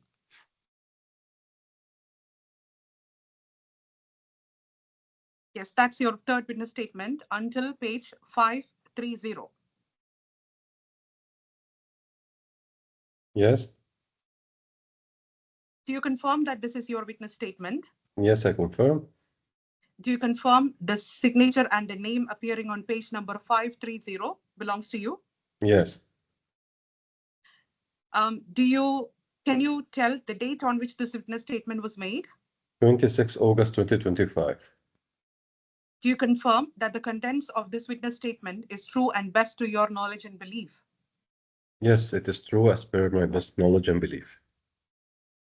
Your Honor, before I tender the witness to cross-examination, I would like to seek a small clarification. We have just come across an error in one of his witness statements. May I please do so? Yes, you should. Thank you, Your Honor. Mr. Balesi, if I may please request you to turn to page 210 of your witness statement. First witness statement? Yes, correct. First witness statement. Okay. Paragraph number 5, which is on page 210. Okay. You have mentioned that the claimant was the sole owner of Dynamic Security Establishment, which was established on 1st August 2006. Yes. Is that a correct statement? At that point of time, so what I wanted to clarify, what I want to mention in this clause is, at the point of executing this agreement, the claimant was the sole owner of that company. When I was telling the history of the company, but just to clarify, the company itself was established in 2006. It was owned 100% by the defendant. Okay. In 2010, if you want to know what happened, when the claimant was trying to support and encourage his brother to have his own business and grow in his future, he instructed us to open for him a new company in 2010-11. That time, the defendant came to us and said, no need to go to this process. I already have a company called Dynamic Security, and I'm going to transfer all the 100% shares to Mr. AHMED ALMUTAWA, being the claimant, so we can just start business immediately without going to formalities to start up a new company. So 2006 till 2010, it was MOHAMED. 2010-11 forward, it was 100% AHMED until the time, 2014-15, when Mr. AHMED transferred additional 30% to Mr. Mohammed, again to encourage him to do more business. All right, thank you.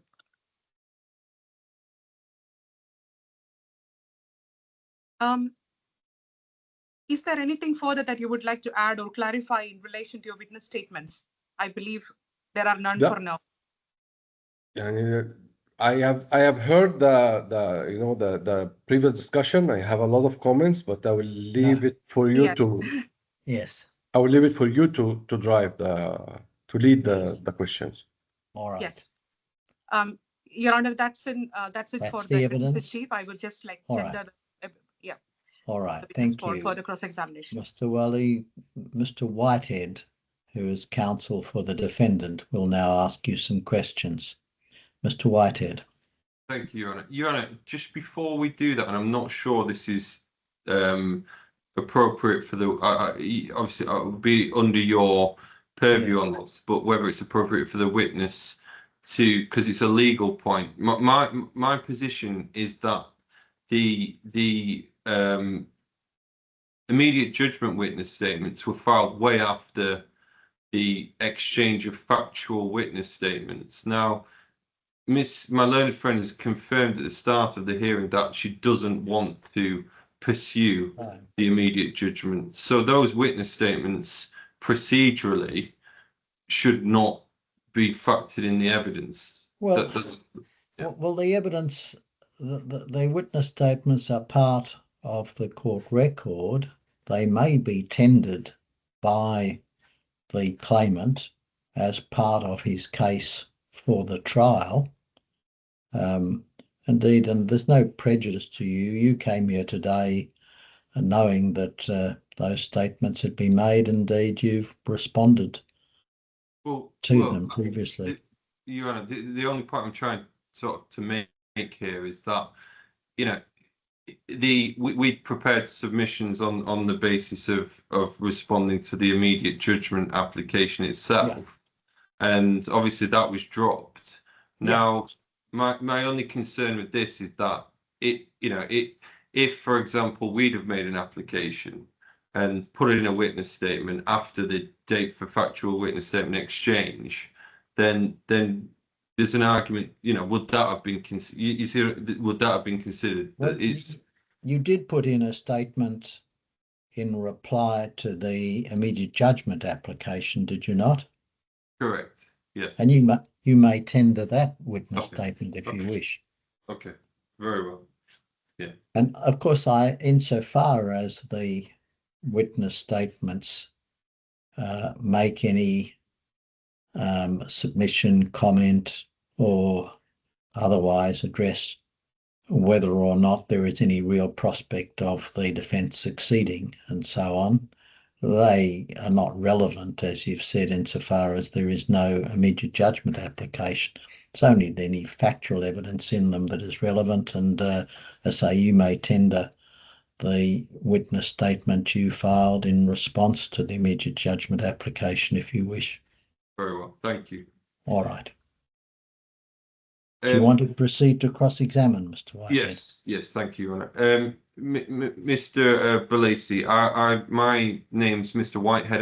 I'm counsel for the defendant, and I'll be asking you some questions on your witness statement. Do you have your statement in front of you there, the witness statement dated 22nd of November, 2024?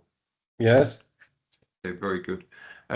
So the first question, what was your role at Atlas Group, and what were you specifically in relation to Atlas Dynamic Electronic Systems LLC?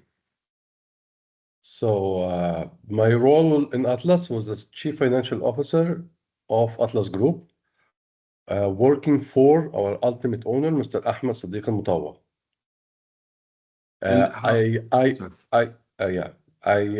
I worked with the company for 25 years, since April 2000. I know both the claimant and the defendant very well during my history of employment with them. And my role there was to assist them and facilitate the decision they have taken. Being Mr. Ahmed's and Mr. Mohammed's like the one in office, the executive in office to help formalize agreements. So they just both agreed on some action to be done. They communicated with me to try to help them to facilitate that action, which I did with the valuator as well as with the lawyer, copied to both of them because I'm just following their instructions, and to have their targeted service implemented. Okay, very good. So in terms of the financial management, what were your responsibilities from that side of things specifically? During that transaction, I had no involvement because each company has its own team, own management, and it has its own resources to take over the business. Okay. And were you acting solely on behalf of the claimant, or did you also represent the defendant's interests in the transaction? No, I was on behalf of I was on behalf of the claimant, mainly being my boss, but facilitating both of them, knowing both of them for so long. So that the defendant is not a stranger to me. I worked with him as a colleague, and I worked with him as he became the shareholder of this company as well. Because the background, Sorry, no, carry on.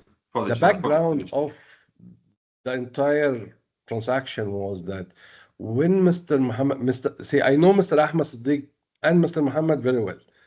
Mr. Ahmed is a man of high ethics, integrity, very respectable, and very caring for his family. I have witnessed through the 25 years all the support he provides to his family members as well as his staff and teams around him.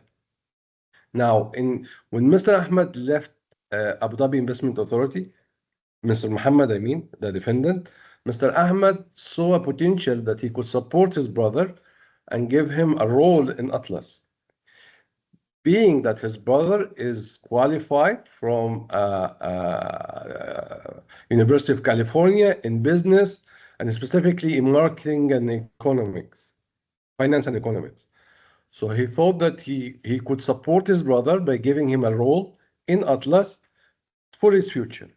So Mr. Mohammed joined Atlas and heading a division called Electronic Security System. It's a department or division. And he ran that division for a couple of years. In 2010, after that was like early 2001. So after 8-9 years, Mr. Ahmed tried that. By that time, Mr. Mohammed has established contacts, relation with international manufacturers, business pipelines. He has his own team working for him in that department. So in 2010, Mr. Ahmed thought of encouraging his brother to actually, work more and get the advantage of leading a company rather than a division and give him full power. So he decided to have a new company headed by Mr. Mohammed rather than being just a manager in a division of Atlas Telecom. So that time, Mr. Mohammed said, I have a company, so you don't need to establish a new one, Dynamic Security owned by me 100%. I will give the shares 100% to Mr. Ahmed. And we don't waste time, we start immediately from there. Mr. Ahmed supported his brother's request and he gave him he took the shares at that time, 2010, and he instructed us to support him and work with him to grow the business. From 2010 till 2014, Mr. Mohammed, he provides, by the way, just to mention, Mr. Ahmed as an owner, he does not run day-to-day operations. As a shareholder and an owner of several companies, he provides POAs, which provides the management full authority of running the business. So each manager, CEO, or managing director of a company has a POA issued, attested, and notarized by Notary Public, give him the full power to run his own business. And he gets the result at the end of the year as any businessman. Okay, very good. So from 2010 till 2014, I think that's probably enough for now, Mr. Balassi. Mr. Whitehead. Thank you, Jan. Did you have any personal or financial interest in the outcome of the share sale? No. Between not at all. There was no financial interest at all from your side? Not at all. From both sides. Okay. So the company came into effect in 2006, and as you clarified earlier to the Claimants Council, how did you work for the company for 25 years from April 2000 then, if it came into effect then? No, I was not talking about that company, Dynamic Security. I was talking about working with them under the company owned by Mr. Ahmed Siddiq al-MUTAWA, Atlas Group, for 25 years. Because Atlas was established, as mentioned by our lawyer, 1983. Right, okay. I'll take you to paragraph 17, which is page 213 of the bundle.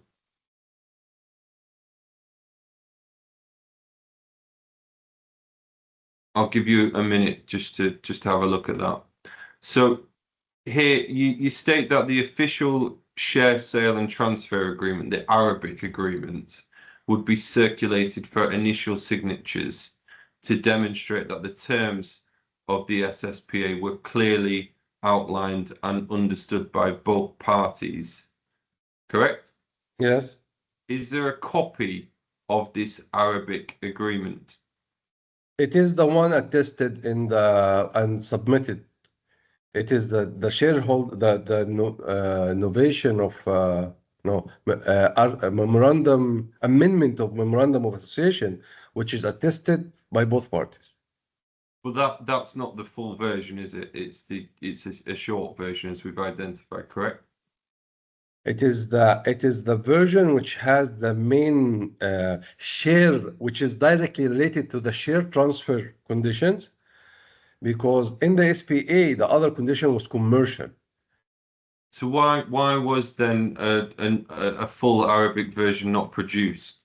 Because Mr. Mohammed ALMUTAWA is a well-educated person who understands English very well. He deals with all international manufacturers. He had no issue with the language at all. When he reviewed the first draft of the English, he had specific comments and requirements. He requested with the lawyer to change it. And based on his specific requirements, Mr. Ahmed again supported his request, agreed on it, and he said comply and help him as much as he wants. If he wants 6 months grace period, 5 years installment, agree and amend the documents, and we amended. Therefore, Mr. Mohammed, the defendant, in the next version said, I now agree that the final version is acceptable to me, and I'm ready to sign it. Okay, so if we just go down to paragraph 18, so it's the next paragraph, if you can just take a look at that. Yeah. So in this paragraph, you say the Arabic share sale transfer agreement is dated 25th of November 2019. But then you also say it was ratified to 25th of November 2024. Which date is correct here? Then it is 2019. That's a typo mistake. It's definitely 2019. So the 1, 2, 3, 4. The fourth paragraph down, the date's incorrect. It should be 2019. Yeah, there is nothing in 2024, so that should be this should be a typo mistake. So the document, the SPA was signed in November 19, and because of the formalities of attesting the MOA amendment, which as per the regulations and the Abu Dhabi Development Department rules, that you have to have a published 30 days published newspaper, and there's certain formalities you have to go through. So the actual notarized shareholder transfer agreement was signed in Jan 2019. Okay, so I'll take you to paragraph 19, which is on page 214 of your witness statement. Here you say you accepted to sign it and requested to proceed further.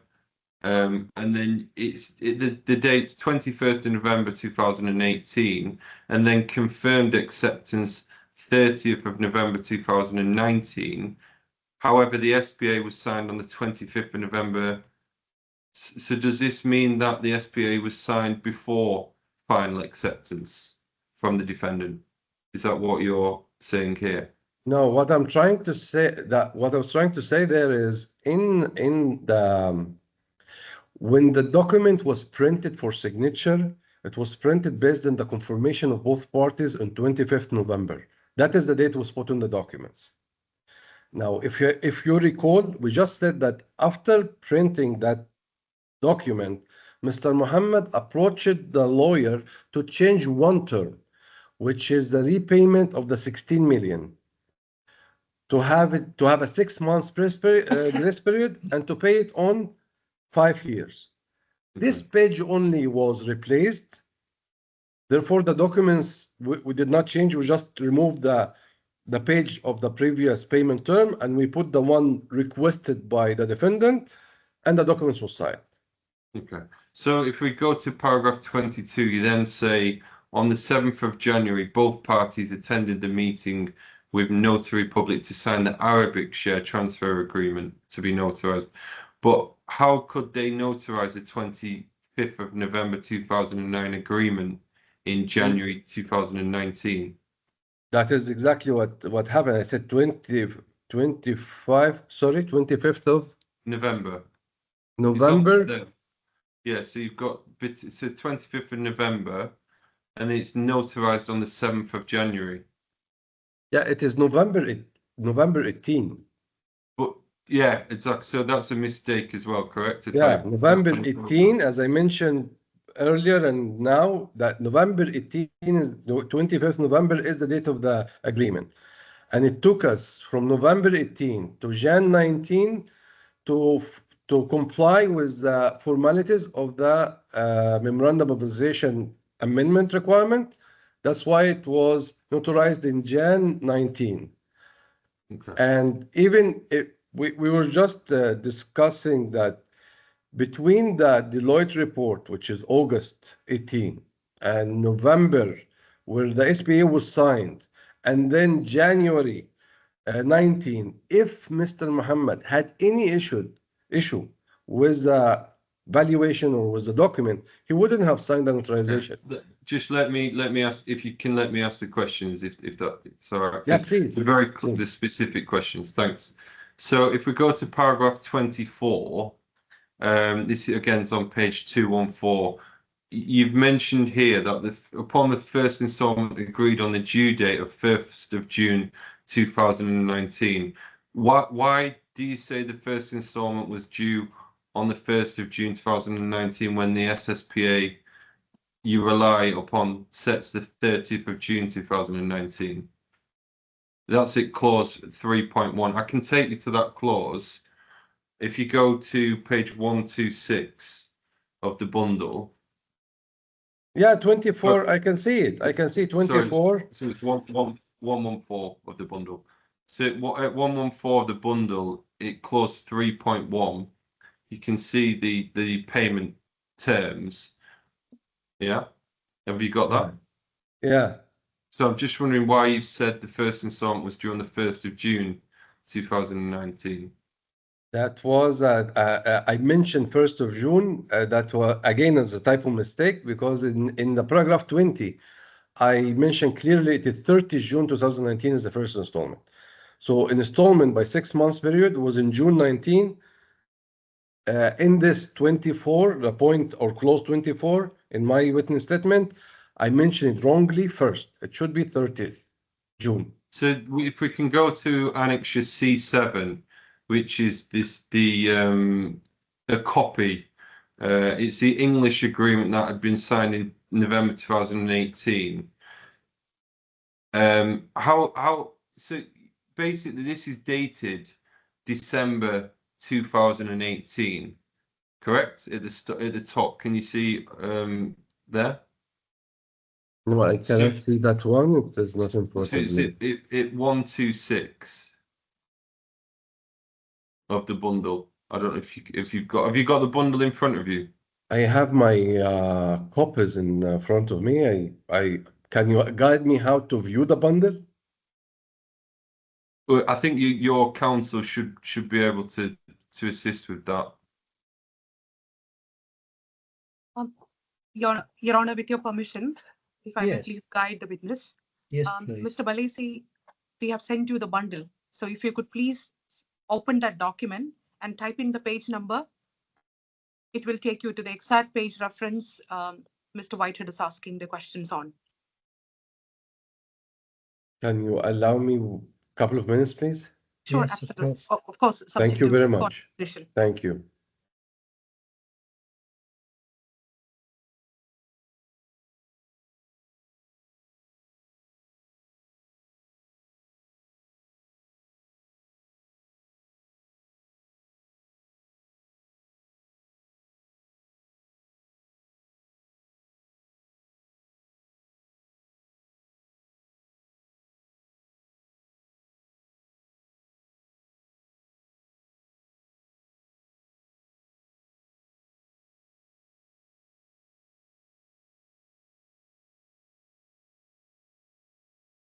Do let me know when you're ready, Mr. Balisi. Please allow me, because I will let you know. Yes.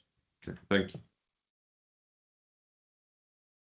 Shall I ask a question in the meantime? No, let's, I think I already got the pages.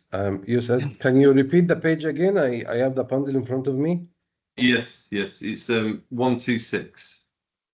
126. Yeah.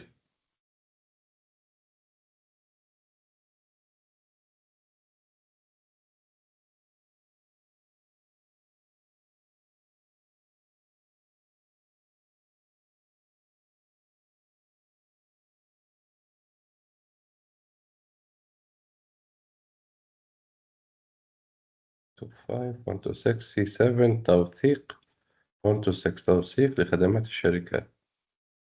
Yeah, under 126. Yeah, what is the question? So this is a share sales contract, correct? Can you see that? No, that is maybe no, that I did not witness this before. This document in page 126, I did not see it before. You're not aware of it. No, not at all. Because it is not related, it is not the SPA, neither the SPA nor the memorandum amendment. So I'm not aware about this document. Understood. Mr. Whitehead, I see this is a translation. I wonder if Mr. Balassi may be aware of the Arabic version. Yes. Then you can ask me about the Arabic version if you want.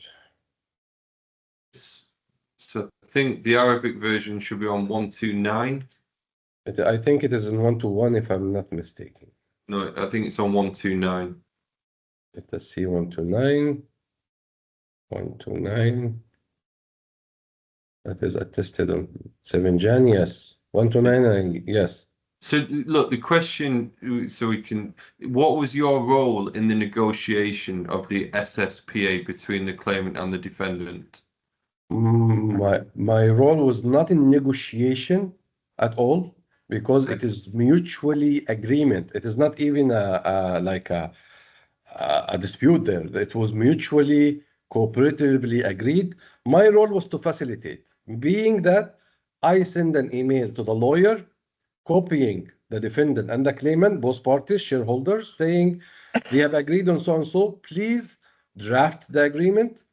I have sent earlier to Deloitte saying both parties agreed on so and so, please contact Mohammed SEDDIQ and Atlas Dynamic Management to perform evaluation. So that was my role. You didn't advise the claimant on it at all? No, not at all. Okay. Did you participate in meetings or correspondence regarding the terms which were discussed?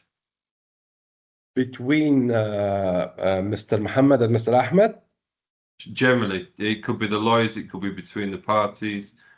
Between Mr. Ahmed and Mr. Mohammed, I was present in a couple of the discussions, but not all.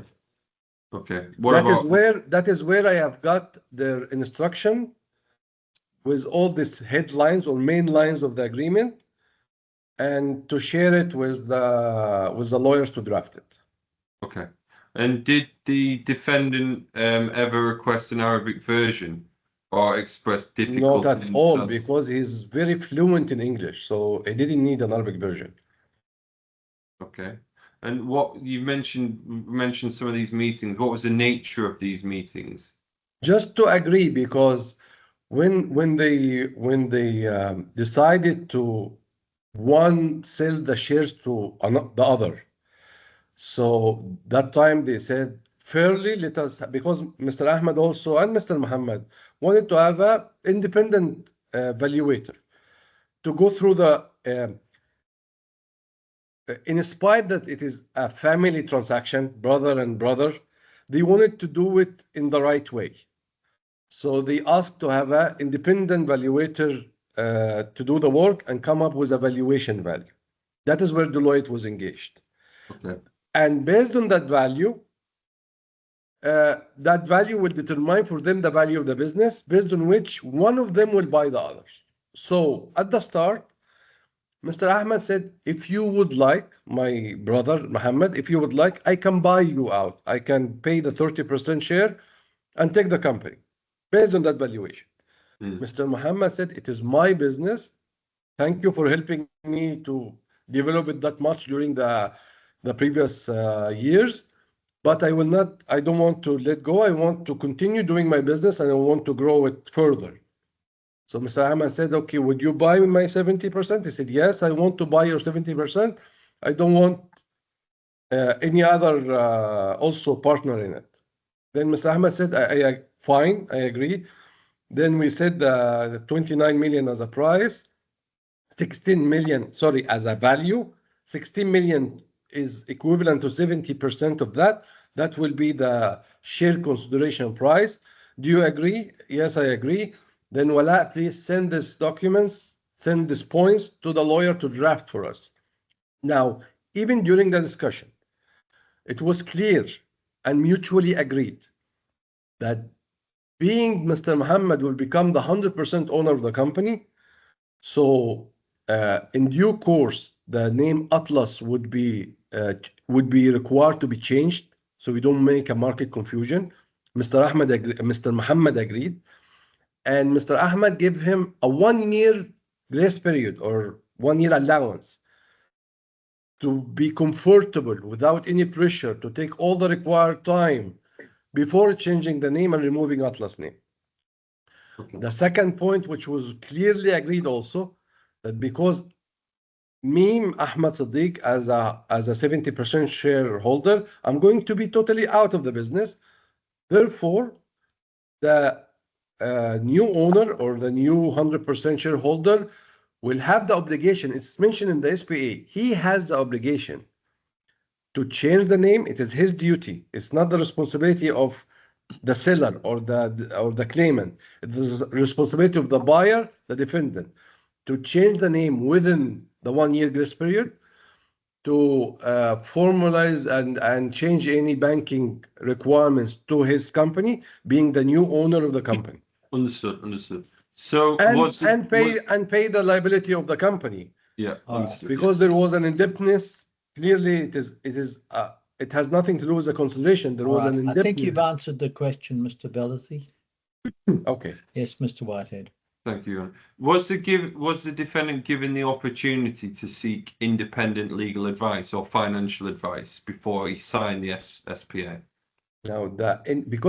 Now, from legal perspective, I will answer you both, legal and financial. So from legal perspective, yes or no? Yes or no? The answer, he did not request at all, because the lawyer is a family lawyer for decades, for both of them. Perhaps rather than giving a reason why, you may confine yourself to saying he didn't request it, or whatever else he said about it. Can you repeat that, sir, again? Yes. The question was whether he had an opportunity to get legal advice. Your answer has been he didn't request to be able to get legal advice. I think that probably answers the question. Yeah, because actually he had the opportunity of course, he had the opportunity if he wanted, but because of the nature that the lawyer is their family lawyer, they didn't need it. It's not a dispute. It's a mutual agreed share transfer. So who's the family lawyer representing in this? Are they not conflicted? No, because it is not, again, you are conflicted if there is two parties you are trying to solve a dispute between them. But because it is facilitating a commercial transaction of a shareholder between two brothers, both are known to them, both are agreed by parties. So the seller and the buyer agree, both that Al-Wifaq draft the agreement. It goes to both of them to review it. Both of them accepted and agreed on it, then sign it. What about financial advice? Did he seek financial advice? No, the financial advice, he himself, he had the opportunity. Let me answer. Yes, he had. But because he was the one leading all the information and discussion with the evaluator, I didn't see him getting a different financial advice. he was the one in charge, he and the management of the company, as mentioned in Deloitte report, they were the one who provided Deloitte with all the information, financials of the history, current, and future pipeline of the business, which Deloitte referred to or depended on in providing the valuation. It was Mr. Mohammed and his team, being the CEO of the company. So were there any discussions about amending the SPA after it was circulated, the draft? Amending the SPA after the only change from the first draft was Mr. Mohammed SEDDIQ request to have 5 years installment started with 6 months grace period. So started in June 2019. And Mr. Mohammed supported his brother request, Mr. Ahmed. The claimant supported his brother request and instruct us to change that page and make it as per his request. Okay. So if I'll take you back to your statement now. So paragraph 6 of your statement, if you could just get that up, please. 6. So here in the middle of the paragraph, it begins with however. You said, however, the performance of the business between 2014 and 2018 did not meet his expectations, as the defendant's business strategy was not aligned with the vision and objectives set by the claimant. So here you criticize the defendant's strategy, yet Deloitte's financials show for 2017 the EBITDA margin positive and 2018 the year-to-date profit. So on what objective metric do you base this criticism? Yeah, to clarify, what I mentioned there is that I did not criticize the way he runs the business. What I'm trying to say that whatever the result was for the company was not in line with the expectation of the 70% shareholder. So they could make X number of million as profit, but his expectation was different, and the strategy of running the business was different. So as any shareholder, what you mentioned correctly that that in 2018, although the Deloitte report was based on in-house unaudited financials, but actually the forecasted profit provided to them is achieved in 2018. That means the data which was given by the company management to Deloitte for the valuation for the first year was 100% actually achieved. The report was in June, financials came in December, confirming the forecast was right. Okay, is that part of the evidence? Which evidence? Well, you just said that the draft was confirmed as being correct. Is that what your submission is? Your statement? My statement was clearly related to that the business strategy and the business outcome was not in line with the 70% shareholder expectations. Okay. So he said, so he meant, yeah, okay. Okay, fine. I'll take, if we can go to paragraph 11 and 12 of your statement. Yeah. So here, there's reference to the fact that the report is a draft valuation report. We can see line 4 down at paragraph 11.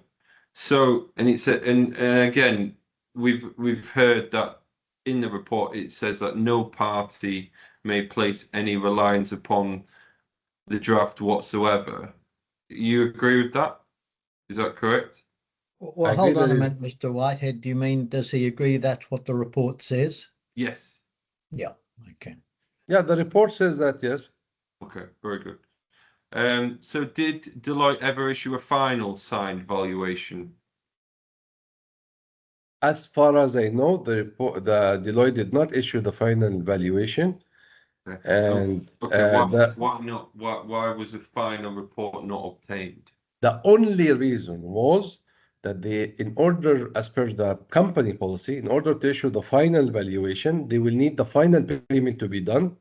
They have issued an invoice for the final payment addressed to Atlas Dynamic attention, Mr. Mohammed SEDDIQ, requesting him to pay it so they can release the final report, which he didn't. Okay.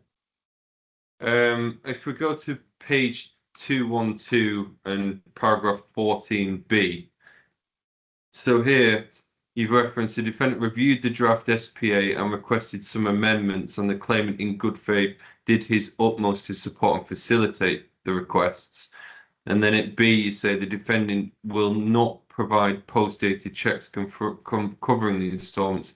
In good faith, the claimant agreed to this request. Yes. So here then, you say the claimant agreed to no PDCs and a 5-year schedule. What security did the claimant take to secure the 16,030,000? Signing the SPA. Only signing the SPA with the full trust of his brother. Okay. So there was nothing financial. There's no remuneration. It was just the sign of the SPA. Is that right? The normal transaction would maybe required some kind of security, but being his younger brother and he wanted to support him and help him to grow, and he had a full trust in him, he accepted to sign the SPA with the trust that his brother, the purchase of the shares, is going to fulfill his commitment and pay the installment on time, especially when the seller has accepted his grace period and his 5-year installment. Okay. So just sort of moving, so can you describe your involvement in the Deloitte valuation report, in the preparation and commissioning of that? How were you involved? I did not involve in the preparation or commissioning at all. My role, as I mentioned, was only to introduce Deloitte to the management of Atlas Dynamics. So who then provided the financial data and the business plans to Deloitte for the valuation? As we submitted all our documents to the lawyer, the communication were copied. The one in charge and mentioned in Deloitte report was Mr. Mohammed SEDDIQ MUTAWA, CEO, and Mr. Fahad being the general manager and the CEO of the company. So they are the one who provided the information, the pipeline, the data, the secured pipeline as mentioned in Deloitte report, because other than them, no one has access to this data. They are the management of the company and they have the data provided to Deloitte for their valuation. But you've just said, have you not, that a POA is provided to you? No. As far as you get full control, is that not right? No, I didn't say that. I said that Mr. AHMED al-MUTAWA, yes, as a shareholder of any company he owns, yes, he does not interfere into business operation. He does not sign documents and transactions and payments, and he provides the CEO or managing director of the company with a power of attorney to run the company solely. Okay. And he's a sleeping owner, owner, a sleeping head partner. Okay. Okay. And so that is why you will have for Atlas Dynamic itself, you will have a POA issued by Mr. Ahmed to Mr. Mohammed to run the business, to run the company, open his bank accounts, sign agreements, contracts, payments, labor, all of this stuff, operational requirement stuff. So did you review the information that was sent to Deloitte? No. But you were aware that it was sent to Deloitte? I was aware it was sent to Deloitte because they kept on copying me in the communication. So you didn't verify its accuracy? I didn't verify. I cannot verify. I also cannot verify because out of my scope. Okay. This information is with the management of the company. And for that, I'm an external. I cannot have access to it. Were you aware of the limitations or disclaimers in the report, in the draft report? I have seen the disclaimers, yes, in the draft report, as well as both the defendant and the claimant. But because it is, again, a mutual mutual agreed, and you can make call not for a third party reporting. So the claimant and the defendant agreed that this report is enough because it fulfills the purpose of it, which is having a value for that company, based on which we can set the share consideration. So again, your role then, I mean, obviously you've got to provide some value for the company, correct? It depends on the transaction. Okay. So did you communicate any concerns or reservations at this stage regarding valuation? Not at all. To either party? No, No? not at all. Okay. Because So see, what it is what did you do? What did you do? the reason the reason that I don't put any comment or add any reservations there, it is Mr. Ahmed is not selling his shares for a third party. I work mainly for Mr. Ahmed. Okay. Mr. Ahmed voluntarily, in my presence, are agreeing with his brother to share him the sale, to sell him the shares. So it's becoming a family transaction based on a 100% trust. Yeah, so but you're not impartial then, right? If you work mainly for Mr. Ahmed, you can't possibly be impartial, can you? Can you repeat that again, please? I'm saying you said a couple of times now that you've worked for Mr. Ahmed, you're the claimant, correct? Yes. So you can't possibly be impartial then, can you? Impartial? No, it is not impartial. Okay, fine. So did anybody else from Atlas provide Deloitte with forecasts or projections? No. Okay. And did you communicate to either party that the Deloitte valuation should not be relied upon as a final and binding figure? That is Deloitte requested. Deloitte, I did not. Again, because I have just clearly mentioned the reason that we did not put our opinion on the transaction, because it's a family transaction. But Deloitte has sent to both parties requesting a meeting in case they have any concern or questions. And neither of them has responded requesting Deloitte to schedule a meeting because they accepted the valuation. And it was just left there, correct? Yes, and as I mentioned, that is my understanding of the discussions, that both parties came to the conclusion that this report, which was draft report, which was issued, is sufficient enough for them to have a value based on which they can have the consideration allocated. Okay. So just moving slightly to a separate topic now. We've heard in opening submissions this undue pressure and undue influence which the defendant has purported. What did you observe any conduct by the claimant which construed that or not? Not at all. As a matter of fact, he has provided him full support of time or conditions as he might have requested. Mr. Mohammed had the time from initial agreement or initial discussion was in April 18. Deloitte was engaged in June 18. Report came out in August 18. SPA was in November 18, and this memorandum of association amendment of the share transfer is in Jan 19.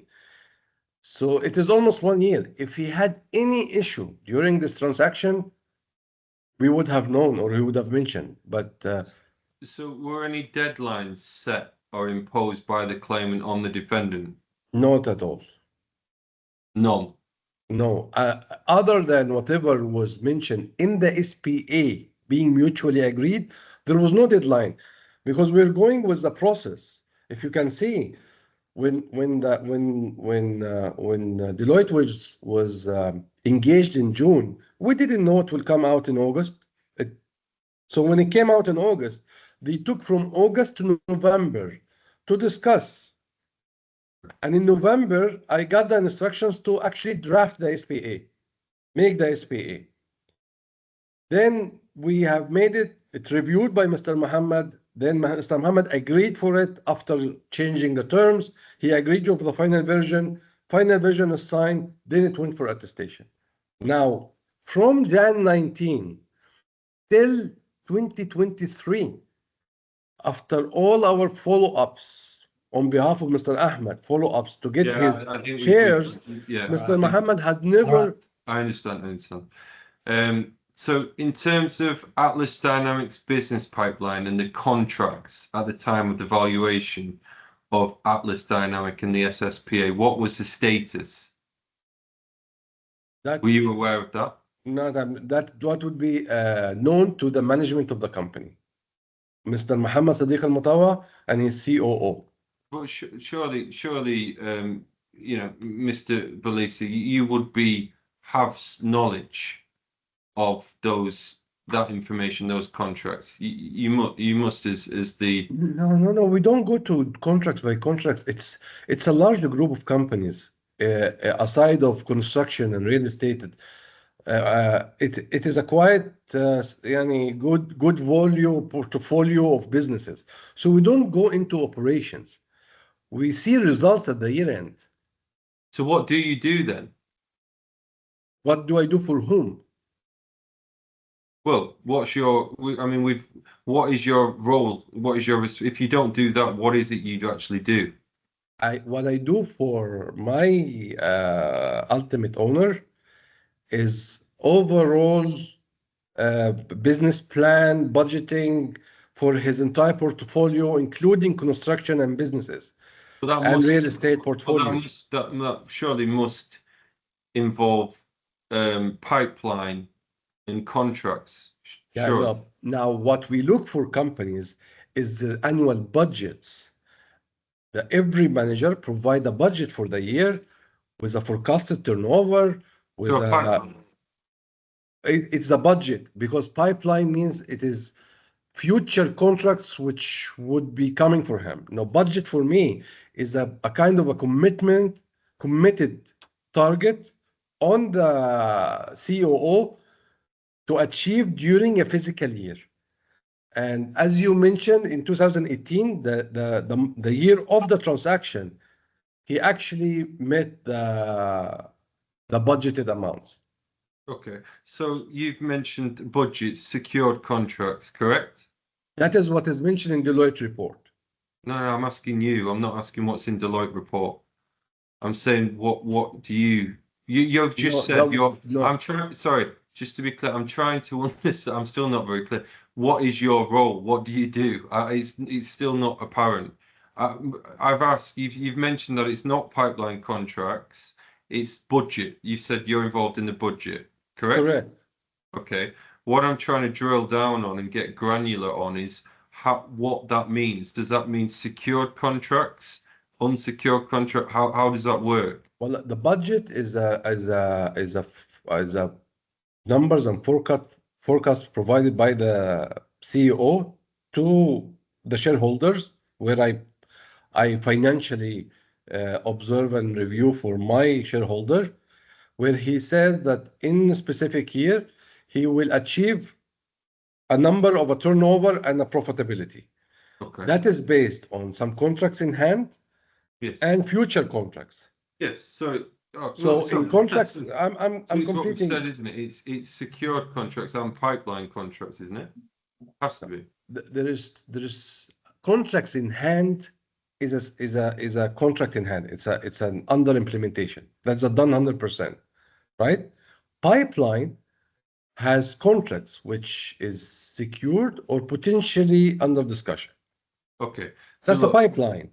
Now, I know, just if it helps, I know what a budget is and I know what a pipeline is. Yeah. So I don't think we need to. I'm sure the judge is aware as well. The reason I'm sorry, I'm laboring on this point is my next question is very important, and I would ask you to consider it. So were there any significant contracts that were lost or were cancelled immediately prior to the SSPA or immediately after? I am not aware of any, as far as I know. again, that's how can you not be aware in your position? Surely Yeah, that I'm is not more aware important. because I'm not aware of any. You are talking about. Well, sorry, so that's important. So you would be aware if there were in your position. Is that correct? I would be So aware that you are not aware of any. That's your submission, your statement. But what I'm trying to gain is that in your position, had there been any, you would have been aware. Is that correct? if there would be a significant one which would affect the budget, the Yes. CEO should have officially reported this to us. So you would Any have been aware. CEO. So it's yes. So I did not receive an official report saying that we are losing this project now. I did not have this. Okay, that's all I wanted to know. Okay, fine. So did the removal of the Atlas name, in your view, have any operational changes or impact on the company's value? That is between the decision is done between the parties, and the buyer, the purchaser, the defendant agreed to that removal So that, of sorry, the you're not name. answering, it's with respect, you're not answering the question. I understand the decision is done between the parties. What I'm asking you here is, did the removal of the Atlas name have any operational changes to the company's value or ability to secure contracts? In my opinion, no, Okay. And why do you say that? because it is not the name of the company. It depends on the historical transactions and quality of work they deliver and the relation they have with both manufacturer and customers. So I don't see that would impact their business. So were any significant contracts lost or not, No, as far as I know. as far as you know? Okay. Did you at any time inform Deloitte of any of the risks that certain contracts might not materialize? I had no interference in that valuation at all. Okay. Did you have any discussions with the defendant about the impact of losing the Atlas brand or the banking facilities? Not at all.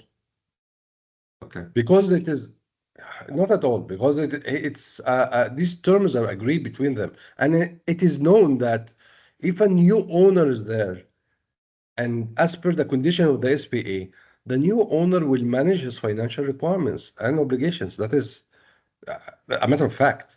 So I'll come on to that. So post sale, after the SSPA was signed, what steps were taken to transfer the ownership and control to the defendant?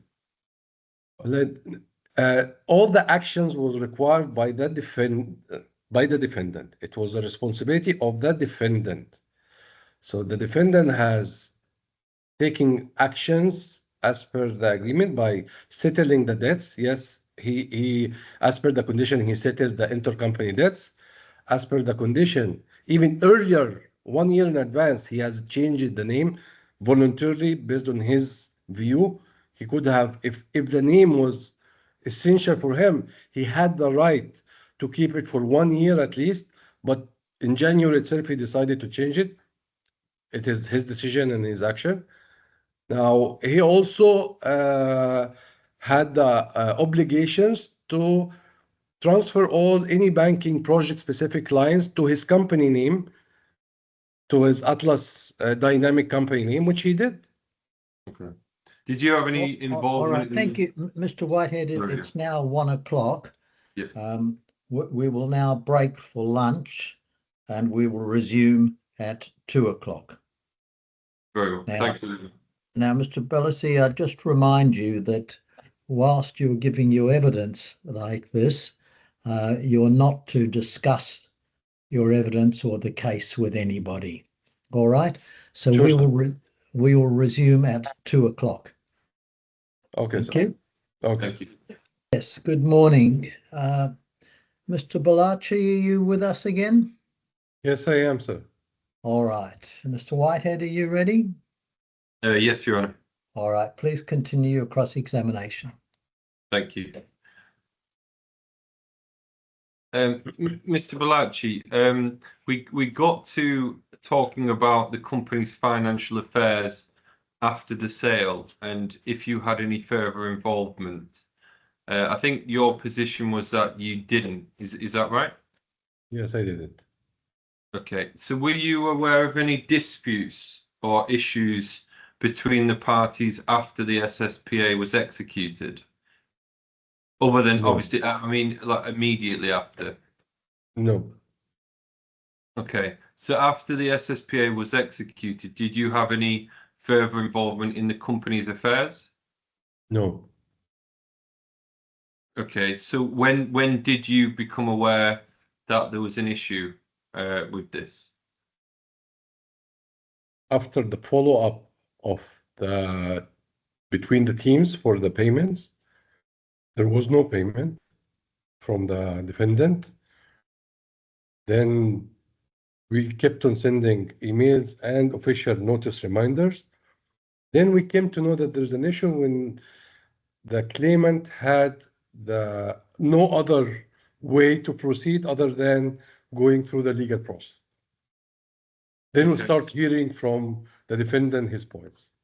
So were you aware of any attempts by the defendant to renegotiate the SSPA No, not at all. or redress any transaction that was completed? No. Okay. So are you aware of any discrepancies between the financial records which were provided to Deloitte and the actual financial position of the company? No, I'm not aware. And did you keep any notes or records regarding the SSPA or valuation of the company? Ask this again, please. So did you keep any notes or records for of your communications with either party regarding the SSPA or valuation? The notes, no. All the communication whatsoever was through emails, which is already shared in the documents. Okay, and all the relevant documents, communications, they've all been provided. Is that right? From As your far as side? I know, yes, right. Okay. So did you keep records of communications with Deloitte, the claimant and the defendant regarding the valuation of the SSPA? I have forwarded this communication, not keep, I forward this communication to our lawyers who, as I believe, submitted with the documents. Okay, so you did then, yes?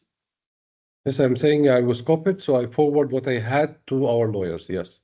Okay, if we can go to paragraph 208, which is and the second paragraph, which is the first page of your statement.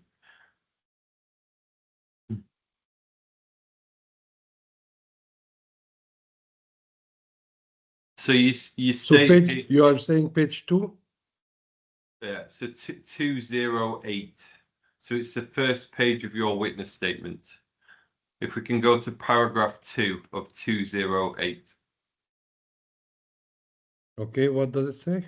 So well, if you just take a chance to get to that, are you there? You're saying paragraph 2 of my first statement, which started by Correct. I have over 24 years experience. Yeah. So Yes. here you state that you were authorized or are authorized by the claimant to provide the statement, and the authorization letter has been executed in your favor. Is that correct? I didn't understand that. Repeat it again. So in paragraph 2 of your statement, yeah, you say that you are authorized by the claimant to provide this witness statement, yeah, and this on the authorization letter has been executed in your favor, and then you refer to Annexure CWBA. CWA. Is Yes. that correct? Yes. So under what authority have you provided the witness statement? What do you mean by this? What is this? What I mean that the claimant has authorized me to provide a witness statement on the factual process happened during execution. Annexure CWB8 is not in the bundle, though, is it? We've not seen a copy of this authorization letter. Can our lawyer comment on that? Well, she can, but it's your testimony. But yeah, Yes, I'm because okay. I submitted all the documents. Okay. To our, as you mentioned here, I also mentioned that I am providing all these documents to our lawyer, and they will follow the proper procedure for submissions. Okay. So, because we, as far as I understand, we've not seen that. You mentioned that Mr. SEDDIQ provided all authority for operating the business. Has a copy? Sorry, has a copy of the authority, the POA, has that been provided to the courts that you've received, or did you receive a POA? I have that POA issued to Mr. Mohammed to run the business. Yes. Is provided to our lawyers, and they would see how it is submitted to you, to the court. Okay. I think the concern we've got is that they're not part of the record. You know, so you've made statements here and you've referred to annexures, but they're not part of the record. So we don't know what they say is the issue. What I'm stating here is a matter of fact. Every company Mr. Ahmed owns or have a share in it, because he is not involved in the business operation, he provides POA to the general, which is a normal practice, to the CEO or GM to run his business. Understood. But I seem to, I mean, I'd need to check the transcript, but I seem to recall earlier you saying that you weren't involved in the running of the business, and you know there was some confusion in regards to having a POA, was there not? I'll try to clarify that. So I was saying I am the CFO of the group. Okay. The group has a group of companies, has different companies, and it has as well as side businesses of investments in real estate and hospitality. Every company of these companies, which one of them is Atlas Dynamics, which we are talking about, it's one company. Similar to each and other company, it has its own management and its own financial team who runs the operations. My duty is not to run each and every company's operation. My duty is to work for the ultimate owner to review and control and foresee all over his portfolio and, assist him in enhancing his net worth. That being the claimant, correct? That be the claimant, yes. Correct. So I put it to you that you can't be impartial at all in this. If you work for the claimant, how can you be impartial? Impartial means I'm failing to understand the statement impartial. Neutral. What I'm saying is Neutral. I am not. What I'm Is trying a to say different word. that this distinct companies we own and 2 hotels and different assets.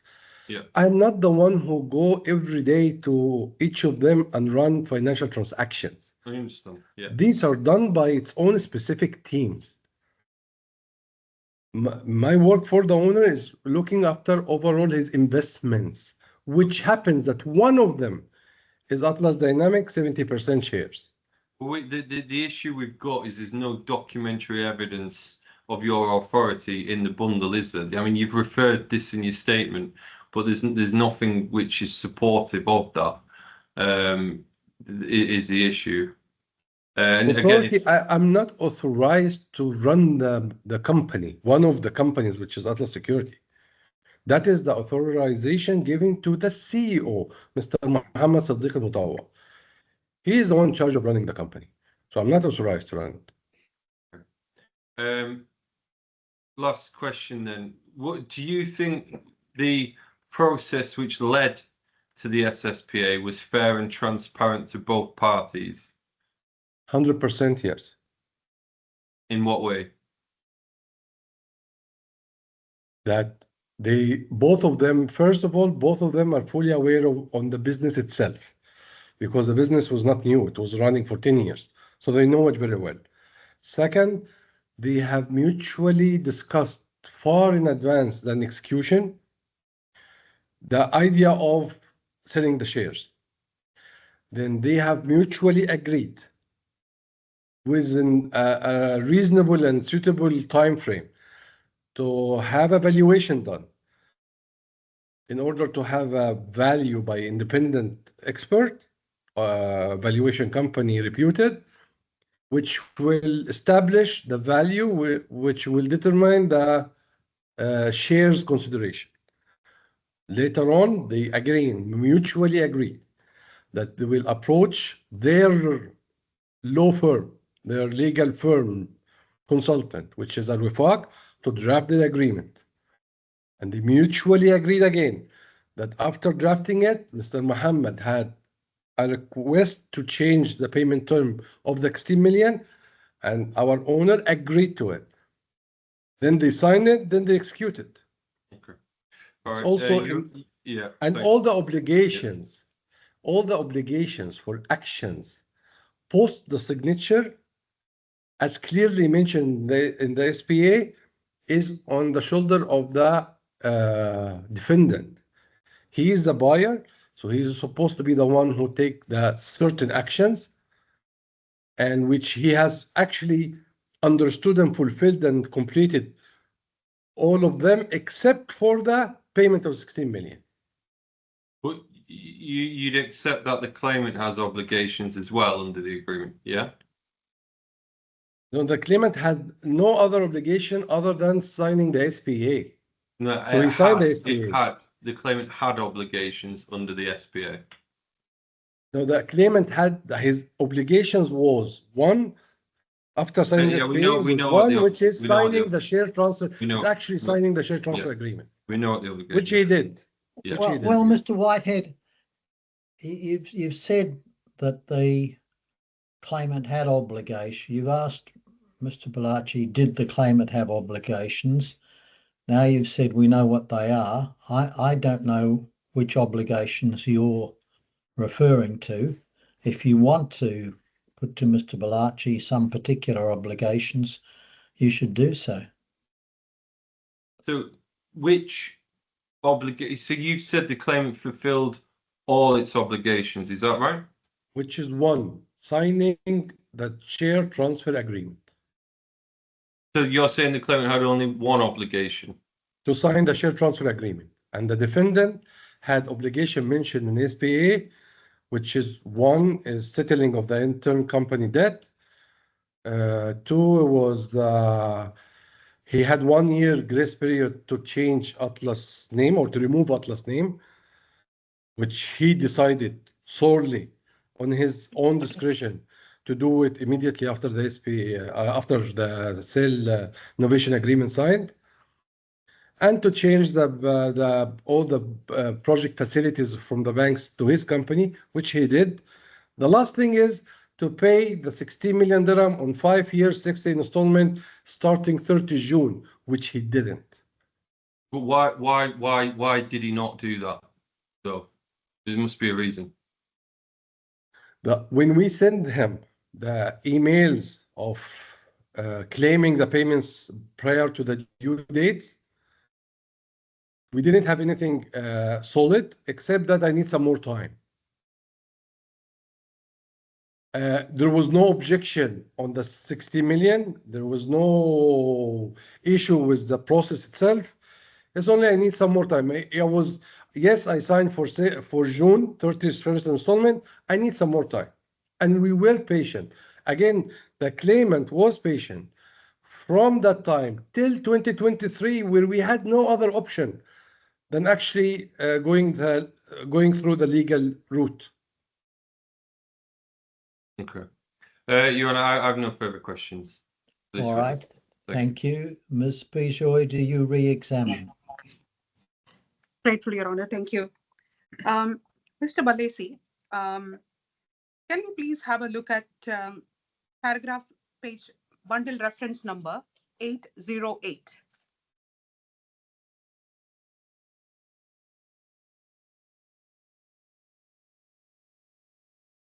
I'm opening. Yes, please.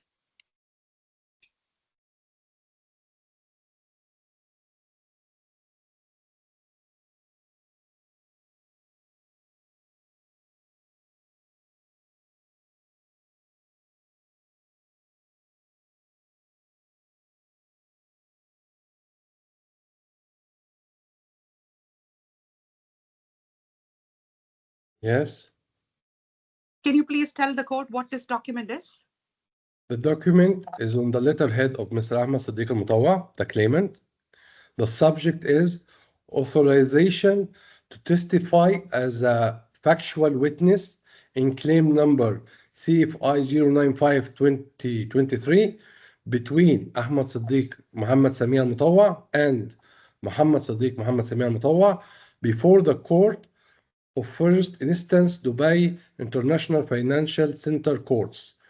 Dear sir, I, Ahmed SEDDIQ Mohammed SAMEA Mohammed Al-Mutawa, in my capacity as a claimant in the above captioned claim, hereby authorize Mr. Wala Bilasi, aged 47 years, Egyptian national, holder of passport number A 28681052, having EID number 784-1977-165-29280, to prepare and submit the witness statement required and to testify on my behalf before the court as a witness in connection with the ongoing claim against Mr. Mohammed SEDDIQ Mohammed SAMEA Al-Mutawa.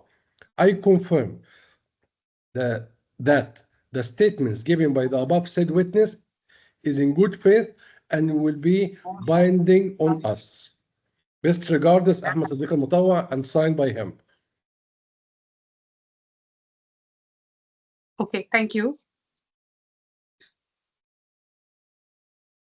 Can I request you to now refer to page number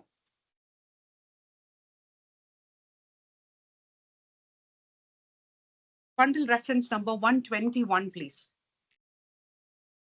Page number 121.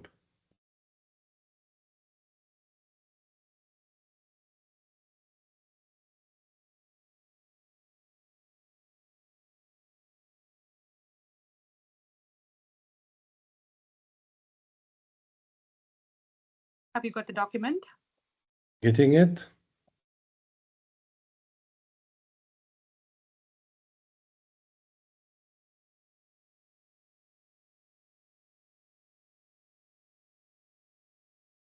One 1 second.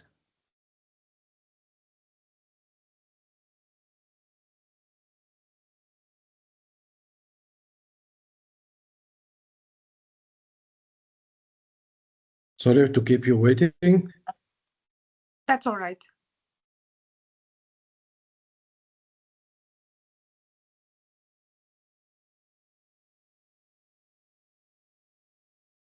One 121. Yes. Can you please, This is can you please tell us what this document is? this is the Arabic notarized share transfer agreement in a form of amendment to the article or memorandum of association signed by Mr. Ahmed and Mr. Mohammed, transferring the shares of 70% shares of the company from Okay. Mr. Ahmed. Can you please tell us what is the date of this document? So the documents in the heading dated 25th November 2018, and the attestation. November 2018. Yeah. Sorry. Hold Tell on. me, yes. Yeah. Sorry. If you go to page number, let's look at page number 126.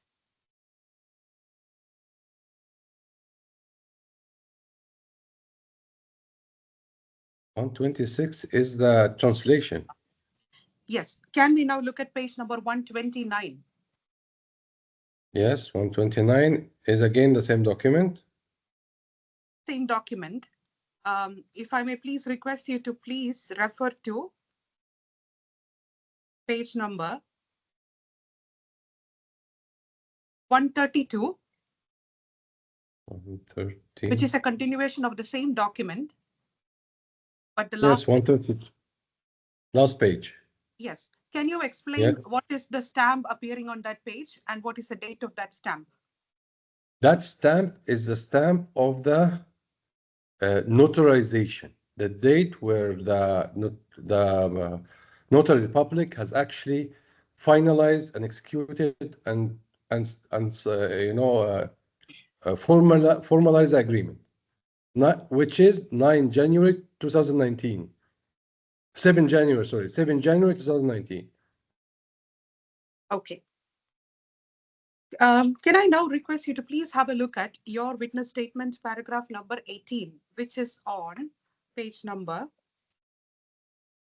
213.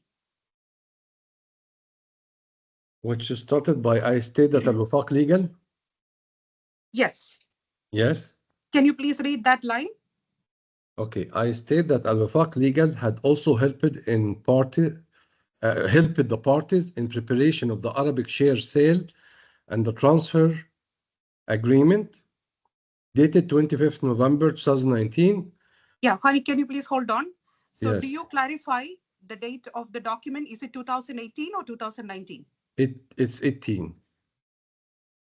Thank you. Same paragraph, two more sentences down. It reads by upon approval. Can you read that line? Upon approval of the content of the share transfer agreement by defendant, the parties proceeded to ratify the agreement before the notary public on 25th November 2024. No, that again should be 18. 2018. Okay. Yeah. And what is the date as per the notarization, which we found on page number 129? That is 7 Jan 2019. Okay, thank you.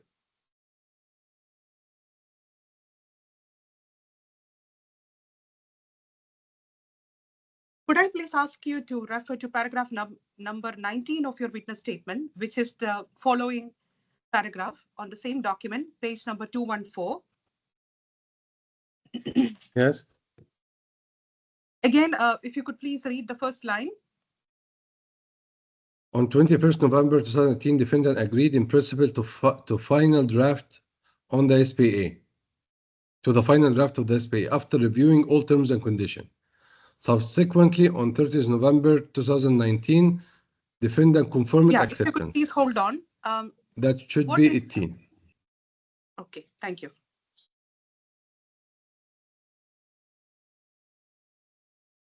And if you could please refer to page number 105.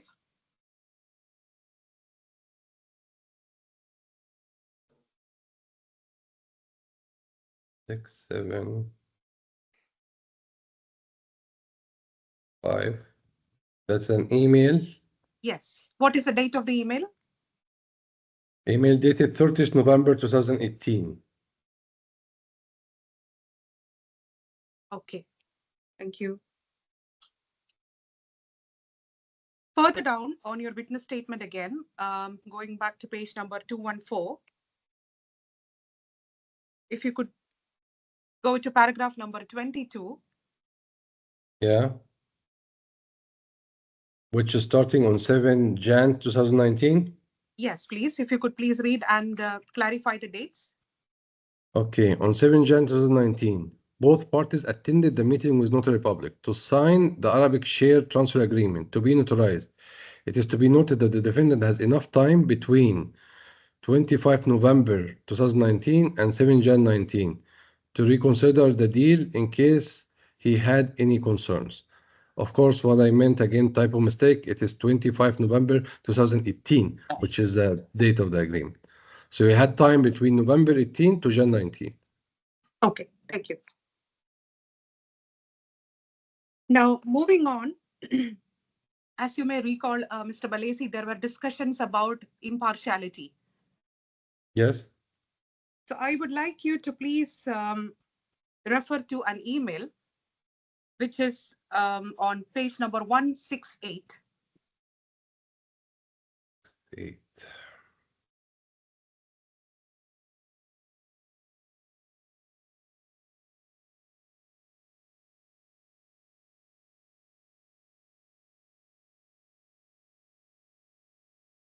Email from Wala. Yes. 15 August 2018 to Yes. to Mohammed SEDDIQ ALMUTAWA and AHMED ALMUTAWA. Yes. And what is that email about? Project Dana. It's about the Deloitte valuation, which was called Project Dana. I'm saying, dear sirs, attached is the valuation report issued by Deloitte for your reference. They are ready to meet the shareholders to discuss after Eid, the time was Eid, at any suitable timing. So who all So are that I was addressed to? passing to Is them this- the message from Deloitte. Yes. That Now, Deloitte issued the report. Yeah, sorry. Sorry to interject you, but I just wanted you to, for the record, state who all are these emails addressed to. These emails are addressed to Mr. Mohammed SEDDIQ ALMUTAWA and Mr. Ahmed ALMUTAWA, the both shareholders. And what is attached in that email? Attached in that email is forwarding the email from Deloitte and attaching the draft report which we are discussing here. Did you receive any requests for any meetings from anybody? No, I did not. And as you can see, I'm just passing that they are offering a meeting. So in case any one of them required a meeting, he could have contacted Deloitte directly. All right. Yeah, And that's what. and the reason the main reason I sent this was, at least I know my owner. He doesn't read. He doesn't. I had to flag to him. Both owners. This is issued. If you have any questions, call the guys. But they didn't, because, as I mentioned earlier, the purpose, it is not for a third party report. It is for their own use, both of them. So they found it that time sufficient enough. Okay, noted.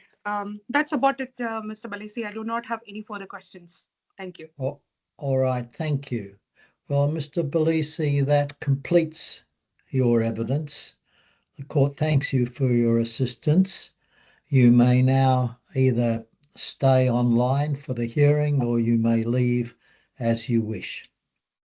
Thank you. But if you do choose to stay on, please switch off your camera. Okay, sir. Thank you. Thank you. Ms. Bijoy, your next witness. Yes, Your Honor. My next witness is Mr. Omar. All and right. he's already there online. All right. Mr. Omar, I'm going to administer you either an oath or an affirmation. Do you have a holy book with you? No, Your Honor, I would like an affirmation, please. Yes. All right. Will you first of all state your full name and address? Sure. My name is Mohammed Omar SEDDIQ Al-Bashir, and my address is Villa 61 Al Alwan Street, West Yas Villas, on Yas Island in Abu Dhabi. And what is your occupation? I'm a legal counsel at Al Wifaq Advocates and Legal Consultants. All right. Would you please repeat after me? I sincerely affirm and declare I sincerely affirm and declare that the evidence I will give that the evidence I will give will be the truth, will be the truth, the whole truth, the whole truth, and nothing but the truth.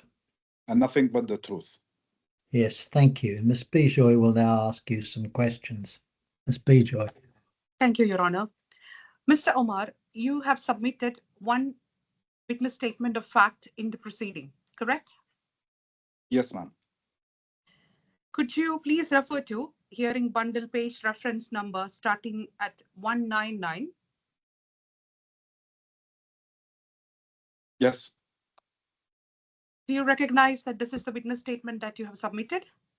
Yes. If you could go down to page number 204. Yes. Do you confirm that it is your signature that is appearing on the page? Yes, Advocate Ash. Did you sign the statement? Yes, Advocate. And what is the date of the statement? The 22nd of November, 2024. Do you confirm that the contents of the witness statement found on page numbers 199 to 204 is true and to the best of your knowledge and belief? Yes, I do confirm.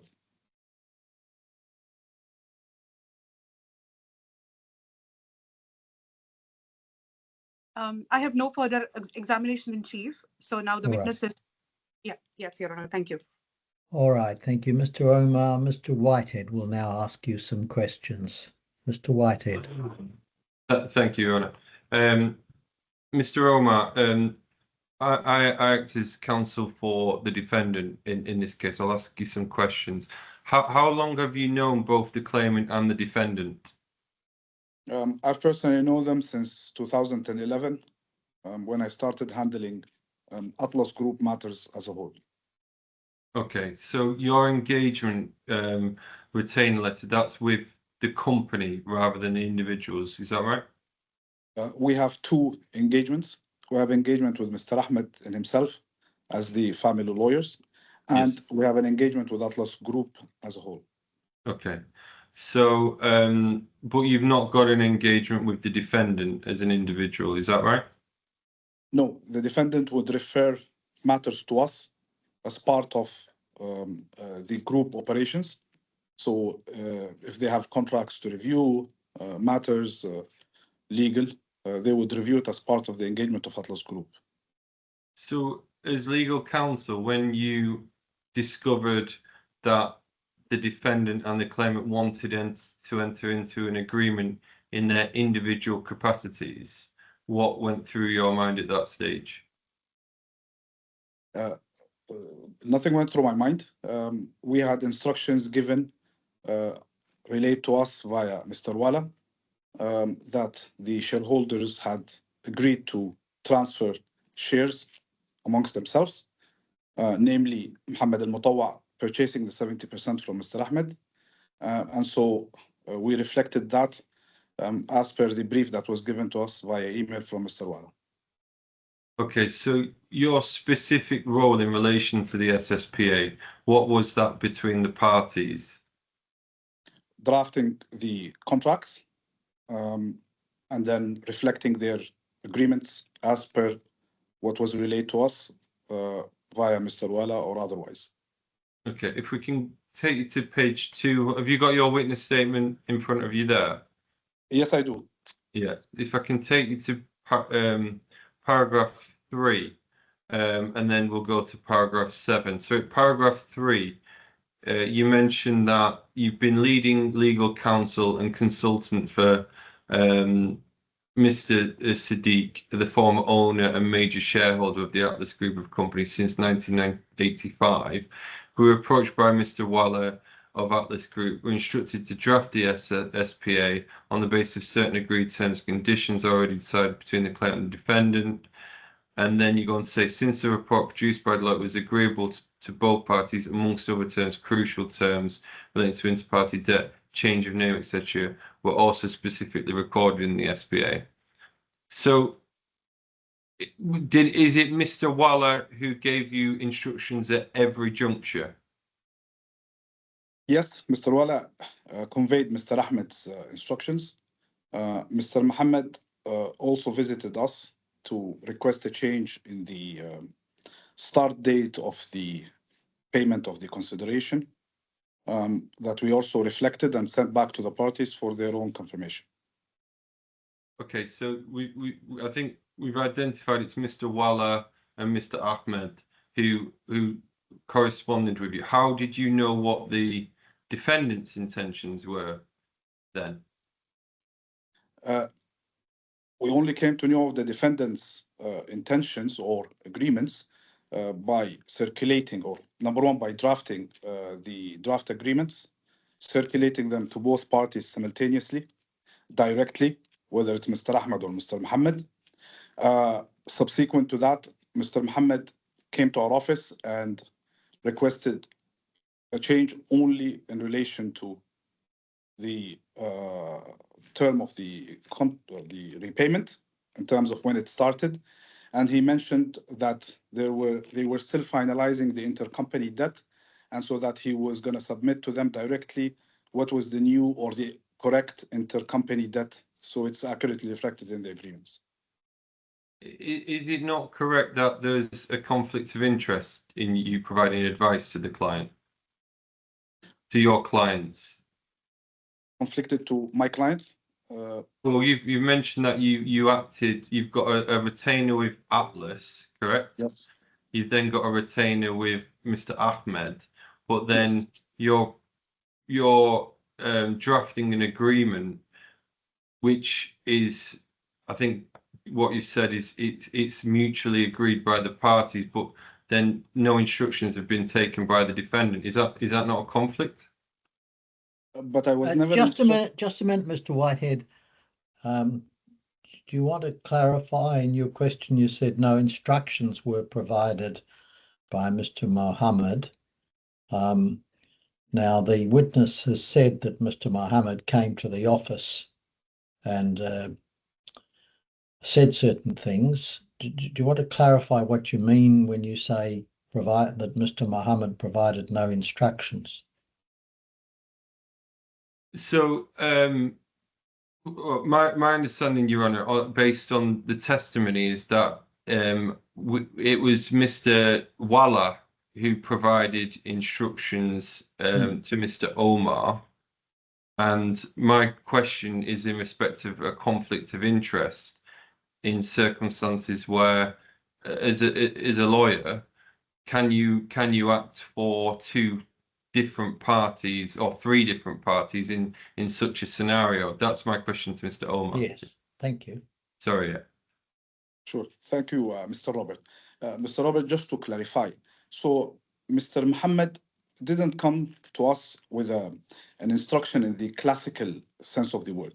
He came with a request that we simply amend certain terms, namely here the term on the start of the payment of the consideration installments. We don't take instructions from Mohammed. We simply drafted it there and conveyed it back to the client for his own acceptance or comments. So here, it wasn't a matter of accepting instructions. We take instructions from Mr. Ahmed via Wala in certain instances, of course, such as this. And so simply what we did here was conveyed Muhammad's wish, Mr. Muhammad's wish here, back to the client. And in being efficient, we put it in a draft and we've sent it back. We would only, of course, accept the instructions of Mr. Ahmed, either directly or via Mr. Wala, in the final version that was going to be signed. This is the first critical point here. The second is that, again, to echo some of the words here, Mr. Mohammed and Mr. Ahmed approached us to do this draft, or accepted us to do the draft. Number one, our firm was representing the family as a whole since the early 80s, let's say 1985 or so. And so we were, or we are, a trusted law firm to them. And therefore, it was accepting, and that's why Mohammed felt he was fine to come and convey his message. Okay, so just going to page 111 of the bundle, you've referenced the fact that you represented the company for many years, or at least a law firm certainly represented the company for many years. But if we look at the first page of the SPA on page 111, it's between two individuals.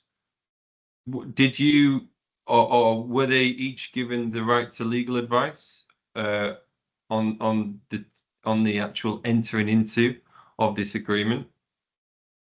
So, Mr. Robert, Mr. Mohammed, of course, has the liberty. He doesn't have any exclusivity with us or actually contract with us for legal advice. Like I said, our clients are Mr. Ahmed and the Atlas Group. We drafted as per the instructions given to us.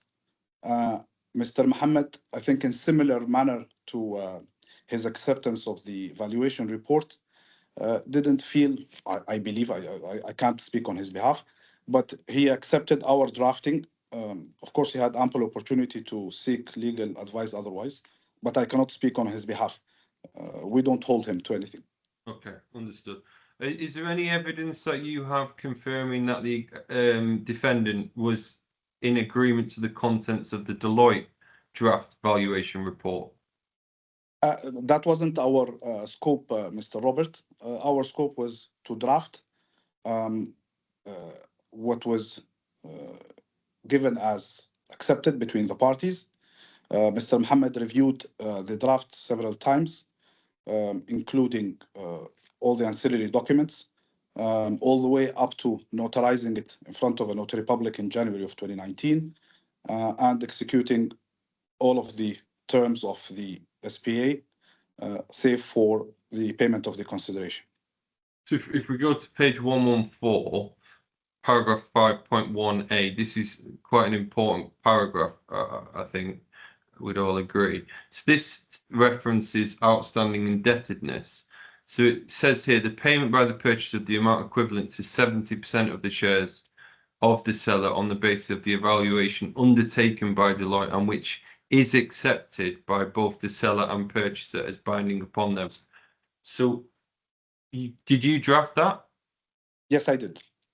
And on what basis did you draft that?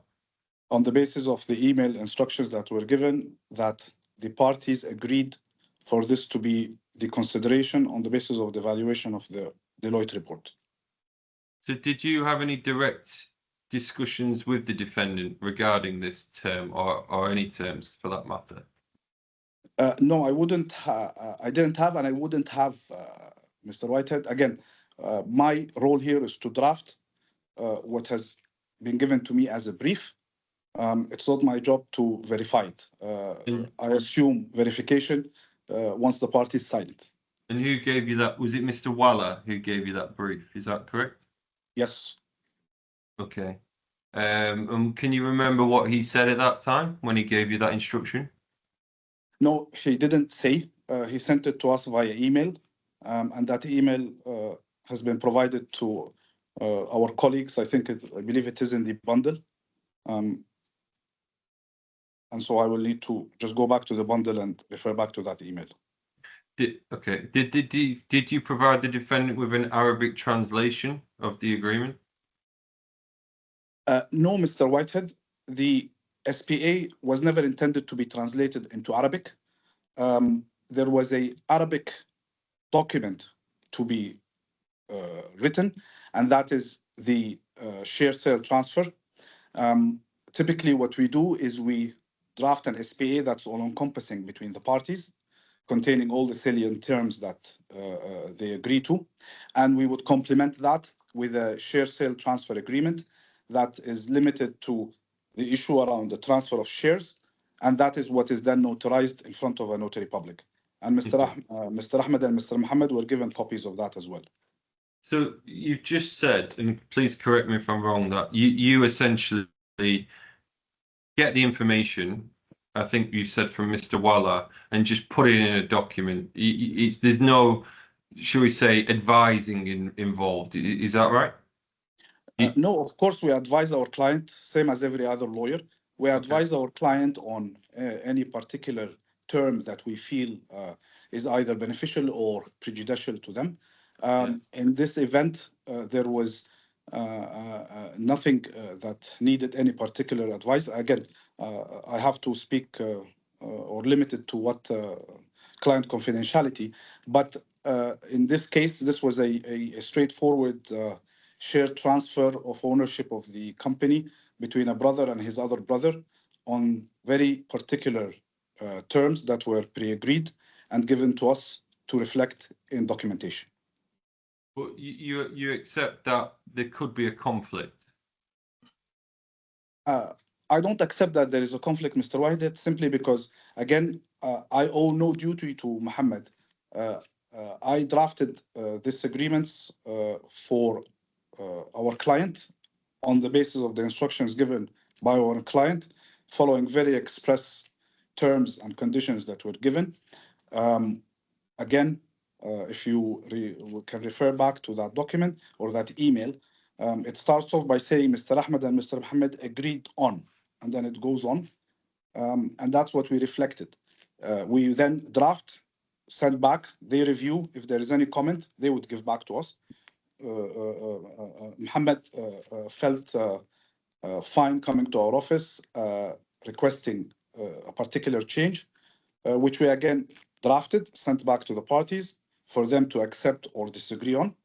Mr. Ahmed was rather generous and accepted to allow the payments to start instead of January to the end of June, 30th of June.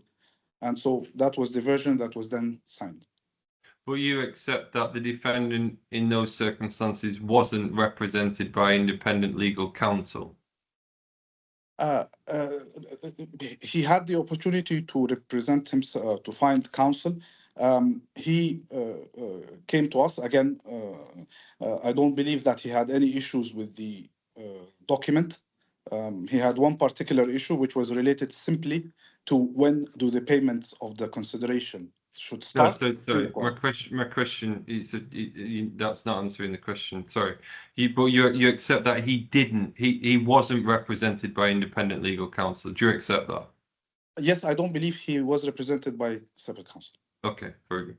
And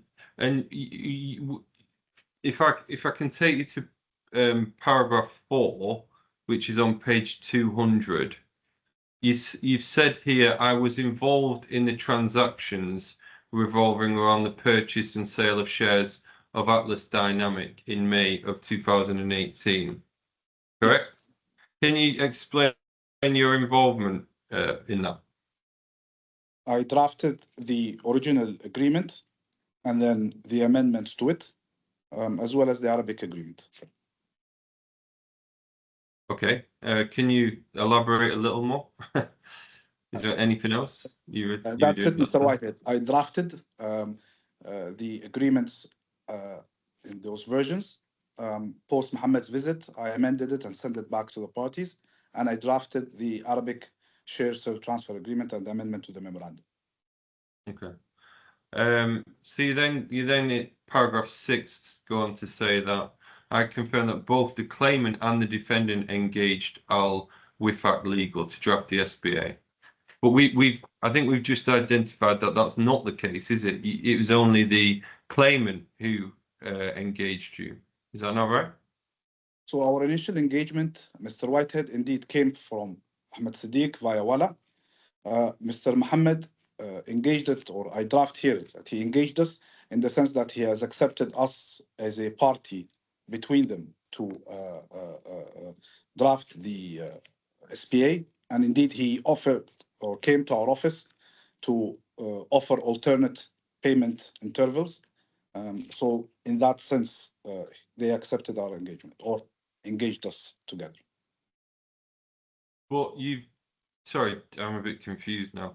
But you're saying that there's no engagement letter with the defendant, though, correct? No, there's no engagement letter with the defendant. So the claimant and the defendant didn't engage the law firm? Again, Mr. Whitehead, Mr. Mohammed, and maybe this is back to the nature of the history of the law firm and the dealings with all the Atlas Group participants, whether owners or staff. They would come to us for legal advice, etc.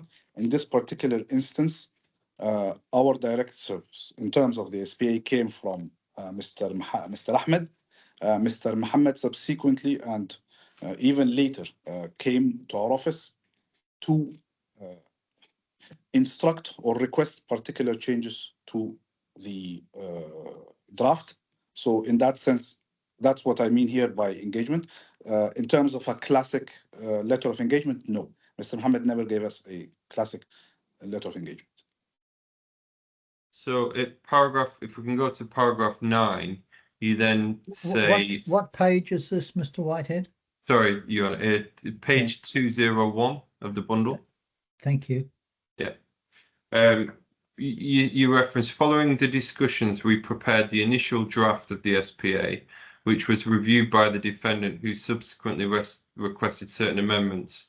Acting in good faith, the claimant made every effort to accommodate and facilitate these requests. Indeed. So, can you clarify what these amendments were specifically? The amendment that was requested by Mr. Mohammed was to change the payment start from the end of January 2019 till the end of June 2019. That's it, is it? Yes, there may have been others during discussions, but I wasn't aware of it. This is the particular one that was expressly made through us to Mr. Ahmed.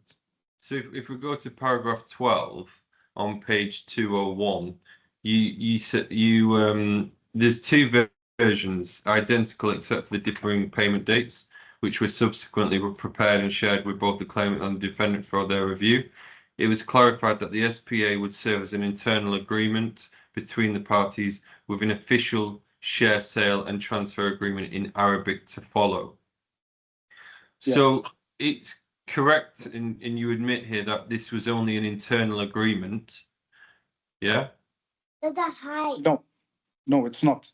It's a internal agreement in the sense that it would be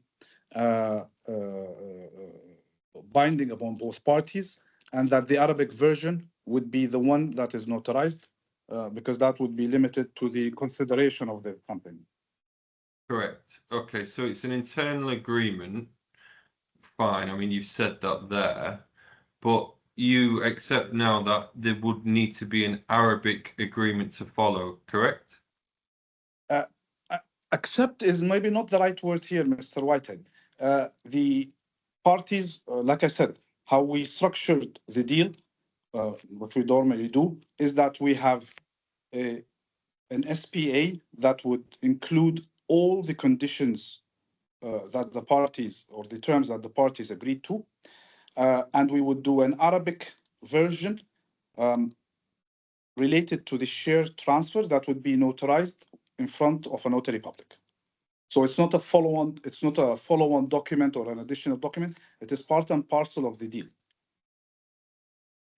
So would it be normal to expect? I mean, from my reading of that, would you have expected a formal, complete, shall we say, Arabic agreement to follow, not any short form, like a substantive, probably the right word, one? No, Mr. Whitehead. In mainland, what we would do is we would have a short form that would go to related specifically to the share transfer portion. And then once that is finished, the new shareholders or new shareholder would then execute by themselves as a subsequent an amended and restated MOA. But Okay. the share sale transfer agreement itself would be a short form that would be limited only to what, who is the current party, incoming, if there is incoming, continuing, or even a share transfers in terms of percentages between existing parties. What is the consideration for that? End of it. Then whatever the standard clauses that company law requires us to have in that document, and that would be the end of it. Following up from that would be always an amended and restated MOA. Okay. And that would be the full version. Right, got it. So paragraph 17, which is on page 202, you then say here, that the defendant took the requisite steps for the share transfer at the DED, which included the reservation of the new company name, completed the formalities related to the change of company ownership, and ensuring that all necessary public announcements and publications were made in accordance with the regulations. These actions demonstrate the defendant's commitment to formalising the transaction. Furthermore, the defendant's decision to proceed with the notarization of the agreement before the notary public provides clear evidence that both the claimant and the defendant reached a mutual and binding agreement on the terms and conditions outlined in the SPA. So how can you, or perhaps what you've said here is a defendant, how can you say it's a defendant's decision to proceed with notification? Sorry, Yeah, sorry, yeah, that's the question, yeah. That's it, question? Yeah. So, Mr. Whitehead, the SPA triggered the whole transaction and the steps needed to comply with it, or the signature. Part of those steps was that to notarize the share transfer agreement, certain steps needed to be taken before that document would be accepted by the notary public to be notarized. And these were namely that the parties would sign the same Arabic share sale transfer agreement. They would sign it. That would then have to be submitted to the Department of Economic Development. That would then give you an approval to go and publish in a newspaper advertisement that there is going to be a share transfer between the parties of the agreement, and it would be very detailed in that regard. And then after 30 days lapsed, you would then go back to the DED, get an approval and a letter, an NOC to the notary public, and then both parties appear in front of the notary public. Again, on their own free will, the notary public would read and review that agreement or that document in front of them and confirm both of their acceptance to it, and then proceed to notarizing it. Now, all of this was done, or all of these steps were done until Mr. Mohammed and Mr. Ahmed appeared in front of a notary. The notary reviewed it in their presence, confirmed both of them their acceptance to it, and it would include everything from their names, verifying their Emirates IDs, verifying what the subject of the agreement was, who was selling who to what, and at what price, and then signing it. Understood. So can you describe the negotiation process for the SPA? How did that happen? We received our brief from Mr. Ahmed via Mr. Wala. We drafted, we shared it to both Mr. Ahmed and Mr. Wala and Mr. Mohammed. Mr. Ahmed didn't have any comments. Mr. Mohammed visited our office, requested another change, which I described previously, in terms of changing the date from January 30th to June 30th. We reflected that, sent it back to them.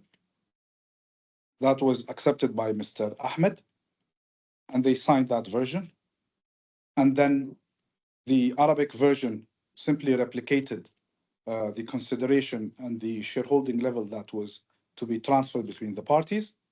They accepted it, they both signed it, and then the PROs of the company would have continued the process in terms of government, DED, notary public, so on and so forth. So how many meetings took place in total? With us, I would say about 3 maximum. Again, it came to us as a sort of a pre-agreed deal, and obviously evident to that was that Mr. Mohammed only suggested or requested a change in only one clause related to when does he start paying the consideration amount. Understood. So Mr. Whitehead, it's now 3 o'clock. We will take a 15-minute break and resume at 3:15. So, Mr. Omer, we're going to break now for 15 minutes and we'll resume at 3:15. Sure, Your Honor. Thank you. Thank you. All right, Mr. Omer, are you ready to continue? Yes, Your Honor. All right, Mr. Whitehead, please continue. Thank you. Mr. Omar, we were referring to the timeline between the finalization of the SSPA and its notarization. Can you confirm what that was in your own words? Sorry, can you repeat that, Mr. Yeah, White? can you confirm the timeline between finalization of the SPA and its notarization?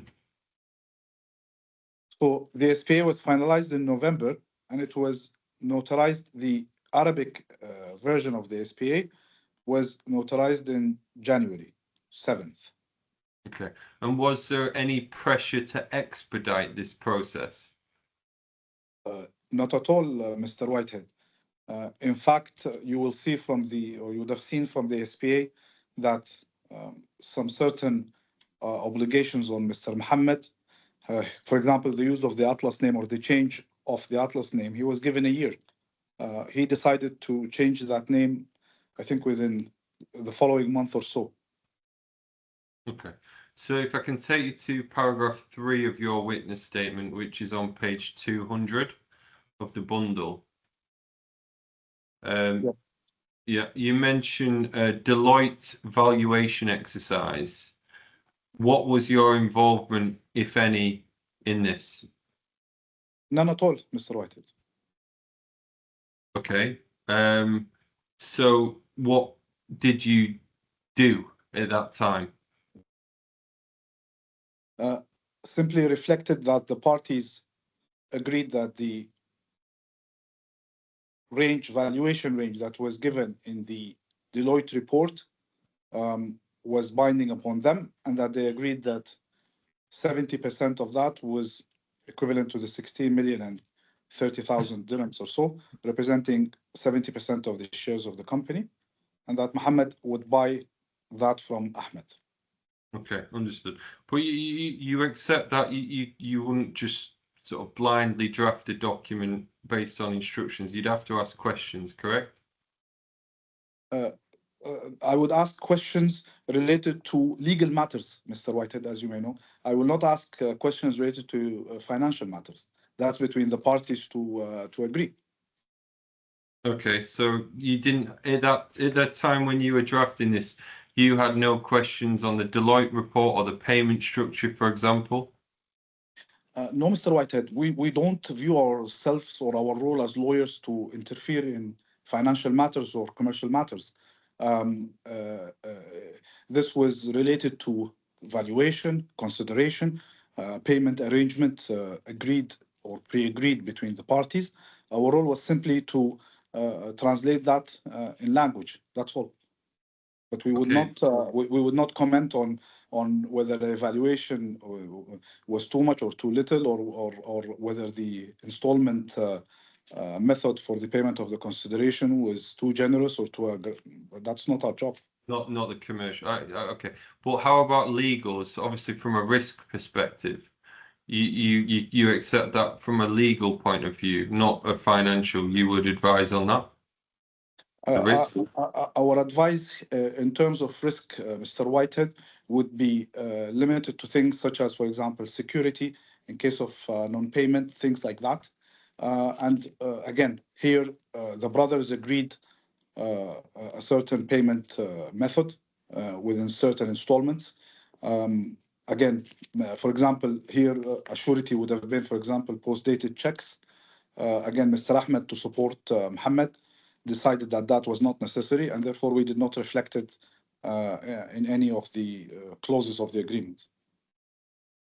Okay, so when you're drafting this agreement, though, you're solely getting instructions from the claimant or the claimant's advisors, not the defendant. Is that right? We were given the instructions by Mr. Wala or via Mr. Wala at all times, with both Mr. Ahmed and Mr. Mohammed copied in all the communication. And then Mohammed would respond whenever he felt the need to respond, such as, for example, when he visited our office and requested the change, and then accepted that change as a position that is agreeable to him via email. Okay. Fine.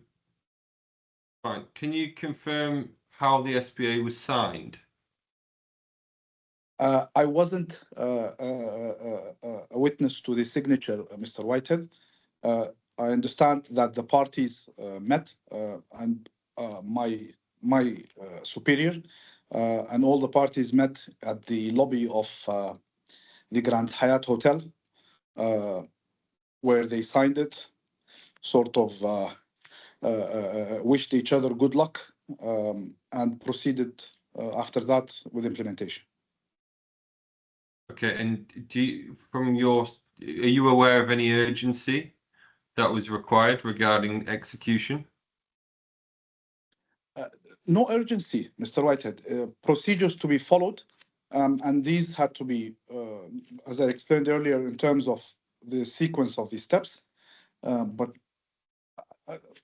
frankly, I don't understand the urgency here. I think Mr. Mohammed was more excited about continuing his journey away from the group. Okay, did you think that there'd been any duress at any point in Not at all, entering Mr. Whitehead. Again, please let me or allow me to state the following. Duress, in what sense? Mr. Mohammed freely negotiated those terms, as we understand it, between him and his brother. He was copied at all times in all the communication, reviewed all the documentation. When he felt that he wanted a change made, he made clear that point, communicated it again to everybody, and proceeded to sign, execute all the steps in terms of the paying or repaying the intercompany debt, changing the Atlas name, obtaining his own banking facilities. And that was all done on the contrary, where I think Ahmed or Mr. Ahmed or his staff could have supported, they supported. But that was all done without legal advice on the part of the defendant, correct? I am not aware. I would kindly defer you to ask Mr. Mohammed. As far as I'm concerned, Mr. Mohammed came to us when he needed a change, to request that change. Our role was simply to convey that again to the other party, here Mr. Ahmed and Mr. Wala. And then it was up to them to either accept it or not accept it. But again, the SPA, if you look at it, all the points that were mentioned in the SPA were the points that were agreed between both Mr. Ahmed and Mr. Mohammed. But he didn't have legal advice, did he? I cannot answer that question, Mr. Whitehead, because I wouldn't know. You don't know. Okay, fine. So you mentioned you practice mainland, correct? Yes. Islam. So if you've got an agreement, let's use a family agreement, for example, a husband and wife.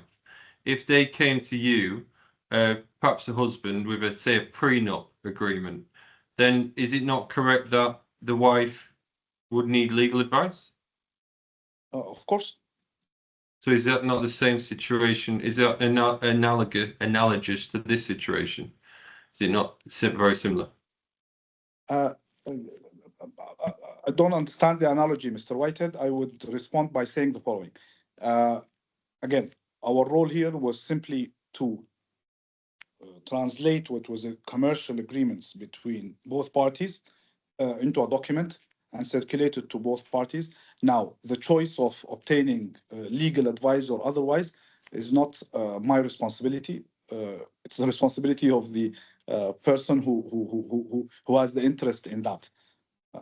So you're asking, with respect, I think you're asking me the wrong question. Well, I think, look, as a qualified professional, then, you know, to ensure an agreement's binding and enforceable, then I think the advice to your client, would it not, who was obviously the company and the claimant, would have to be that it would be to get legal advice for the defendant. Is that not correct? Would you not do that in a family situation, as they use a family law situation, or even this situation? I'm sorry, I'm not a family lawyer, but the answer, Mr. Whitehead, is that again, our role, if you would like to put it in context, was simply to materialize what was pre-agreed between two brothers, whom we know very well, into a document that was then going to be the basis of how they moved on, in this case, away from each other. We did that. Mr. Mohammed, again, I'm in no position to comment on whether he felt he wanted or needed further legal advice. I'm not sure. I'm the wrong person to ask about okay. that. So how do you remain impartial in that situation?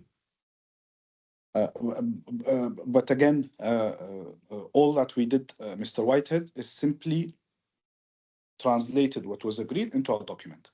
That's all that we did. Okay. Nothing But you more. accept that it'd be very difficult to maintain impartiality when you're acting on behalf of the company and the claimant here. But I was not asked by Mr. Mohammed to be impartial or not, in the sense that the question here was not a question of impartiality, rather than translating what they had pre-agreed into a document that they would both review, and if they were happy with it, execute. If not, they would let us know what was needing change. And we did it in the instance. It was accepted by Mr. Ahmed, and we proceeded. So if Mr. Mohammed felt that he needed further clarification point, he could have approached us or anybody else, but that didn't happen. But you have just said before that in addition to that, you obviously had to provide legal advice in respect to risk from a legal, maybe not from a financial point of view, but certainly from a legal point of view, correct? To Mr. Mohammed? To your clients? Yes. So that you cannot possibly remain impartial, can you? If you're doing that. Again, Mr. Whitehead, you keep using the word impartial. Impartiality is if, let's say, we were involved in negotiating a transaction, I accept completely. But again, our role here was simply, let's call it administrative in a way. All we had to do was to translate what they had agreed. It came to us as a ready package, translate that into a document that both parties can review and sign or amend as needed and proceed forward. Okay, Mr. Omar, you weren't impartial here, were you? But again, impartial in what? Did I negotiate a term between the parties? No, I didn't. Did I put in a term that was in favor of a party? I drafted, as if you will review again the email, we translated the pre-agreed terms into a document. So we were not involved in negotiating any position between the parties. But you were involved in advising your clients. There was no advice, Mr. Whitehead. That's what I'm saying. There was no advice. Not even legal. I think you just said before you advised. There was simply a drafting of a document to both parties. Okay. Did you ever discuss the need for an Arabic translation or legal advice in Arabic? There is no Arabic translation, Mr. Whitehead. There is an Arabic document. Again, if I can repeat, there is an Arabic document, which is the share transfer. And we typically do that in a very limited manner relating to consideration. In this instance, we added only that the name of Atlas would have to be removed within 1 year. But we usually will have all the substantive arrangements between the parties contained in the SPA. And that is usually in English. We've never had it in Arabic. Okay, fine. So you drafted the SPA, correct? Yes. So did you explain the key terms and obligations to the parties? I drafted it and I sent it back for them for their review. None came to me with any comments on it. We tried to be as simple as possible and mirror what was agreed to the letter. Mr. Mohammed came back to us with only one of 2 points. The first point was related to the final figure and related to the intercompany debt. Apparently, we were given a figure in the email. Mr. Hamid said no, they were still reconciling it, so that would have to be probably changed, but that he would give that to the Atlas team to verify. And once that figure was confirmed by both of them, we would insert it into the draft. And the second was simply related to the change of the payment of the consideration amount installment from 30th of January to 30th of June. So did you have any meetings just with the claimant on this, or Mr. Walla? No, Mr. Walla sent us an email copying both of the parties. We executed it, or sorry, we drafted it and sent it back to the guys, to Mr. Ahmed and to Mr. Mohammed. Mr. Mohammed came to us. We meet Atlas staff or Mr. Ahmed regularly on a number of issues as part of our ongoing engagement. But on this specific transaction, it was Mr. Mohammed actually who came to us requesting those changes. So you were engaged by the claimant, by the company on many engagements, is that right? Excuse me? You're engaged by the company on a lot of different engagements. Not by, if you're referring to the company here as Atlas Dynamic, we're not engaged by Atlas Dynamic directly. We are engaged by Atlas Group, and Atlas Group has within its auspices Atlas Dynamic as one of its companies. We are consulted by any of those companies as part of our sort of master agreement between us and Atlas Group. Got it. But you accept, do you not, that this was an agreement between two private individuals? Yeah, it was. You weren't engaged by the company. It was two private individuals. Essentially, there's three parties involved here, because you've got the two individuals who've actually entered into the agreement. So they're the two people essentially, and then you've got a company as well. So you agree that this could cause a conflict, of course. Mr. Whitehead, again, just to repeat myself here, the nature of, or the context of all of this is you have an agreement between two brothers, and you have a law firm that has been a law firm to the group for probably now 40 years. Just to be clear, I understand the commercials. I get the commercial, the longevity, the history. I get it totally, because we're all loyal, But what I'm saying is, from a purely legal point of view, there's three parties involved, and obviously Chinese walls and various mechanisms would need to be put in place to ensure there's not a conflict. Is that not right? Of course, you're absolutely right. But just to answer your question, conflict or even partiality is if we were advising both parties on that transaction. We weren't advising actually any of the parties on this transaction. We were simply drafting. It didn't come to us to sort of provide opinion or to provide context or things like that. No, it came to us to reflect a agreement between both parties. Now, you are absolutely right that if Mr. Mohammed wanted to obtain other legal advice, he, of course, was totally free to do so, and rightly to do so. Of course, there is nobody that can argue against this. The only comment I would say here is that Mr. Mohammed was, being the man he is, was totally fine with the draft because it reflected what him and his brother agreed on, and where he felt that he needed extra support, or let's say a more favorable term, he requested it via us or via the communication, the loop of the email. And all we did was, again, put it in there and say, hey, listen, Mr. Mohammed requested X or Y or Z. It's up to you guys if you agree it or you don't agree it. So that was the nature of how all of this concluded, Mr. Whitehead. Your Honor, I have no further questions. Thank you. All right, thank you. Ms. B. Joy, do you re-examine? Thank you, Your Honor. Mr. Mohammed, if I could please take you to page number 105 on the bundle. 105. Yes, correct. Yes. Could you please read out who this email is from and is addressed to whom?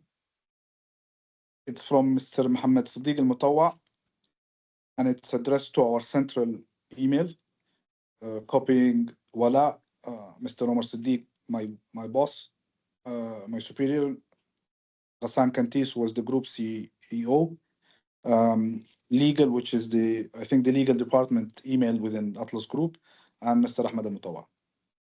And what does the email say? Okay. Sorry. Can you just give me a second, because on my phone here it froze. Sure, no worries. No problem. I apologize.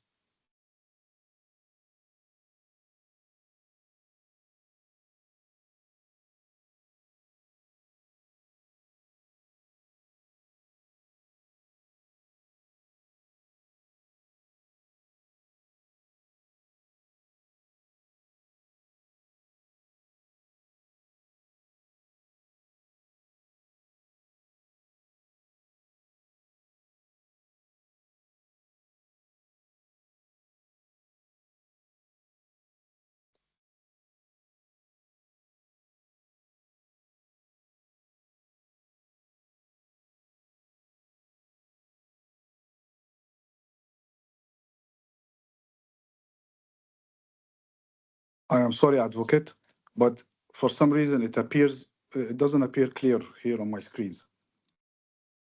I apologize. Well, 105. Ms. Bijoy, do you want to read it and then ask Mr. Omar anything about that? Thank you, Your Honor. I apologize, advocate.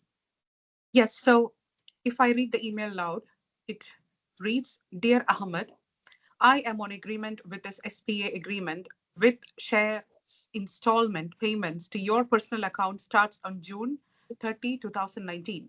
Best regards, Mohammed SEDDIQ Al-Mutawa, Managing Director, PO Box number, all the other information.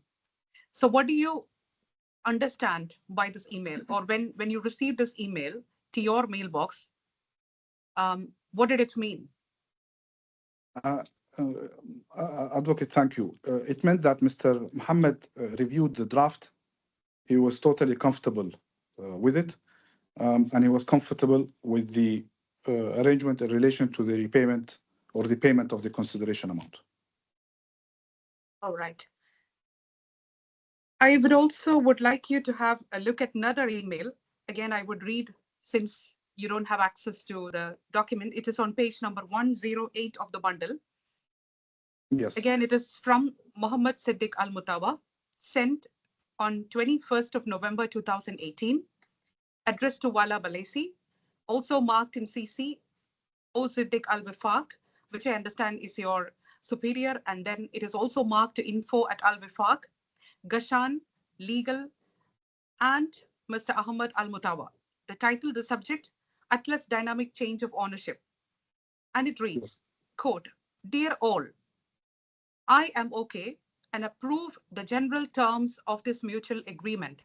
Best regards, Mohammed SEDDIQ Al-Mutawa, Managing Director. Now, my question to you, if you're assisting in a transaction where you have been requested to draft a document, and if you receive an email from a client with this wording, what would it mean to you? It means that they are happy with the drafting, advocate.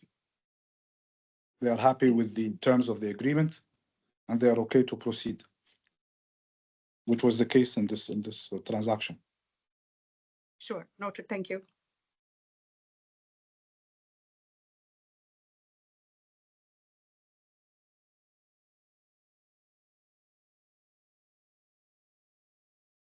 I would like you to look at one more email, although it is not marked to Al-Wifaq.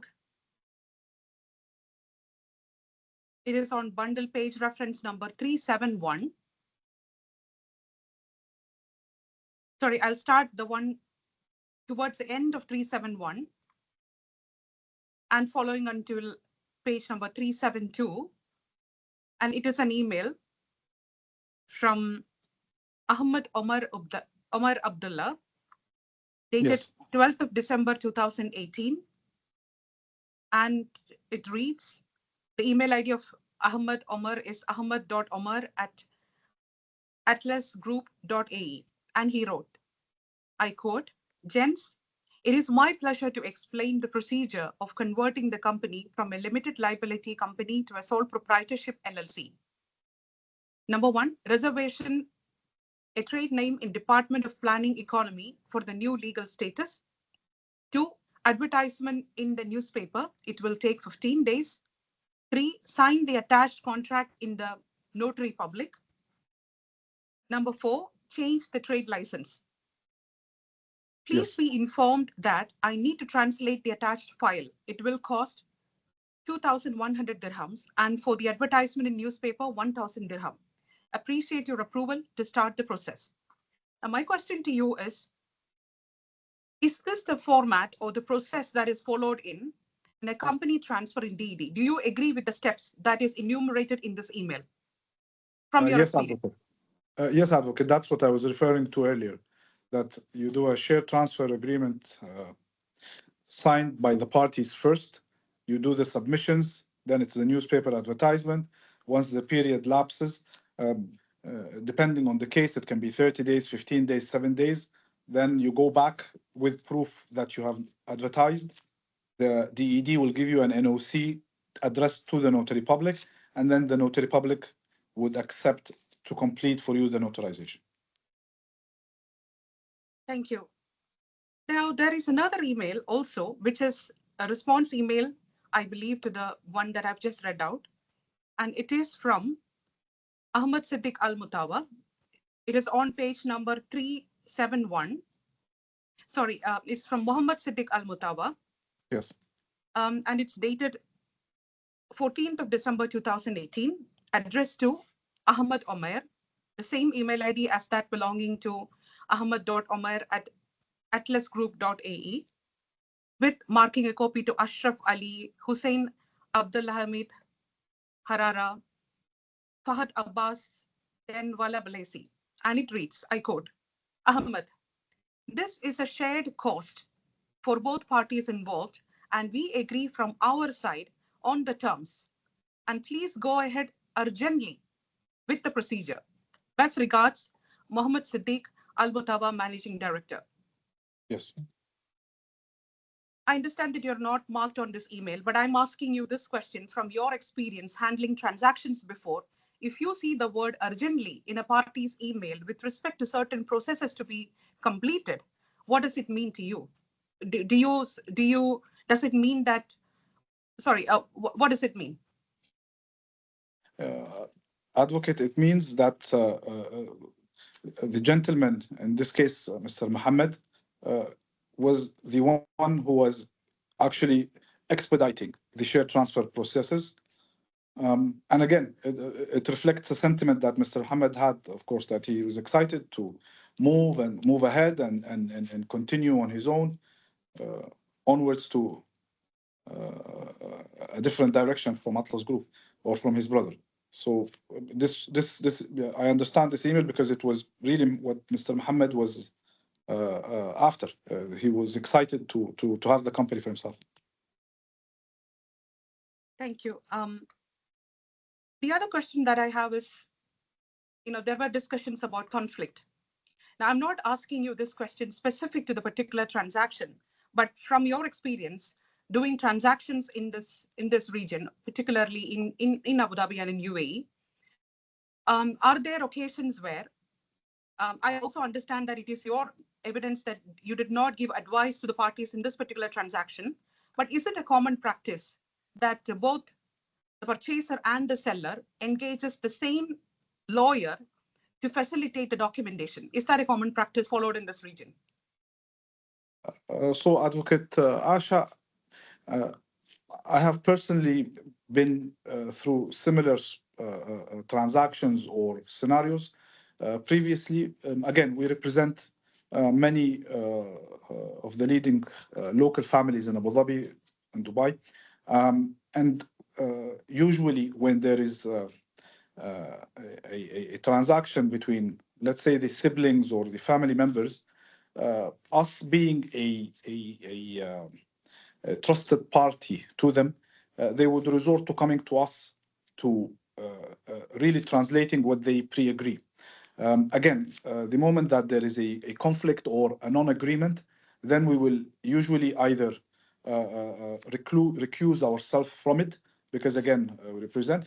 But when there is a pre-agreed or a predetermined transaction, we simply view ourselves as a caretaker, in the sense of translating that, having the parties look at it. They're happy.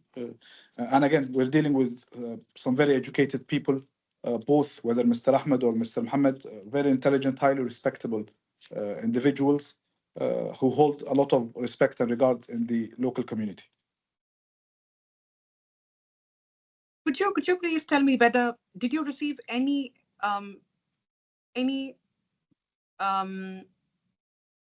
email or any communication from Mr. Mohammed that he's not happy or he's not agreeable to the terms of the document that you've drafted? Have you ever received any complaint? No complaints, Advocate Asha. The emails that we received were either directed to us or to the email chain, where he has either accepted the terms of the draft or when he then requested the change of the dates on the payment of the consideration. These were the instances when Mr. Mohammed really voiced any sort of suggested amendments, again, to the seller here, and our role was simply to document what they both then agreed. Again, going by your evidence, I understand, Mr.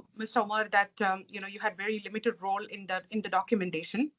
But did you ever come across any mental stress or duress that either of the parties are going through in their contact to you when you facilitated them with the documentation? Not at all, Advocate. Again, this transaction was initiated, negotiated, and agreed between the brothers, and I would say on a very cordial basis, where it was just evident that to both of them they couldn't continue their partnership, and therefore, in the interest of their own relationship or the interest of the company itself, it was better for them to part ways. I recall what Mr. Wala said, in the sense that Mr. Ahmed offered to buy Mr. Mohammed's shares, but Mr. Mohammed insisted to buy actually the shares of Mr. Ahmed and continue that path alone. And so that's then when the whole process was triggered by inviting Deloitte, issuing instructions to us, post the report coming out, until Mr. Mohammed got full ownership of the company. Really. All right. You just said the Deloitte instructions issued to you. Is that the case? No, not Deloitte instructions issued to us. Excuse me. No, I meant generally the instructions that were issued to Deloitte, the instructions that were issued to us, like that. And just I'm describing or summarizing the history only. Yeah, I have no further questions, Your Honor. All right, thank you. Well, Mr. Omar, that completes your evidence. The court thanks you for your assistance. You may now either remain on the online hearing or leave as you wish, but please switch off your camera. Thank you very much, Your Honor. Thank you. Thank you. Well, that completes the evidence for today. Ms. Bijoy, you have foreshadowed earlier in the day providing some evidence or material, or seeking to put on some evidence or material about interest rates. If you seek to submit such evidence or material, please ensure that you provide it to Mr. Whitehead before you seek to put it before the court. All right. Are there any other matters before we adjourn to tomorrow? Ms. Bejoy? No. No, Your Honor. Just checking with you, Your Honor, because tomorrow I understand we have predominantly allocated for the evidence of Mr. Mohammed, and we also understand that there is only one witness. So, should we come prepared for the closing, or are we having the closing after? Well, we've got 3 days set aside.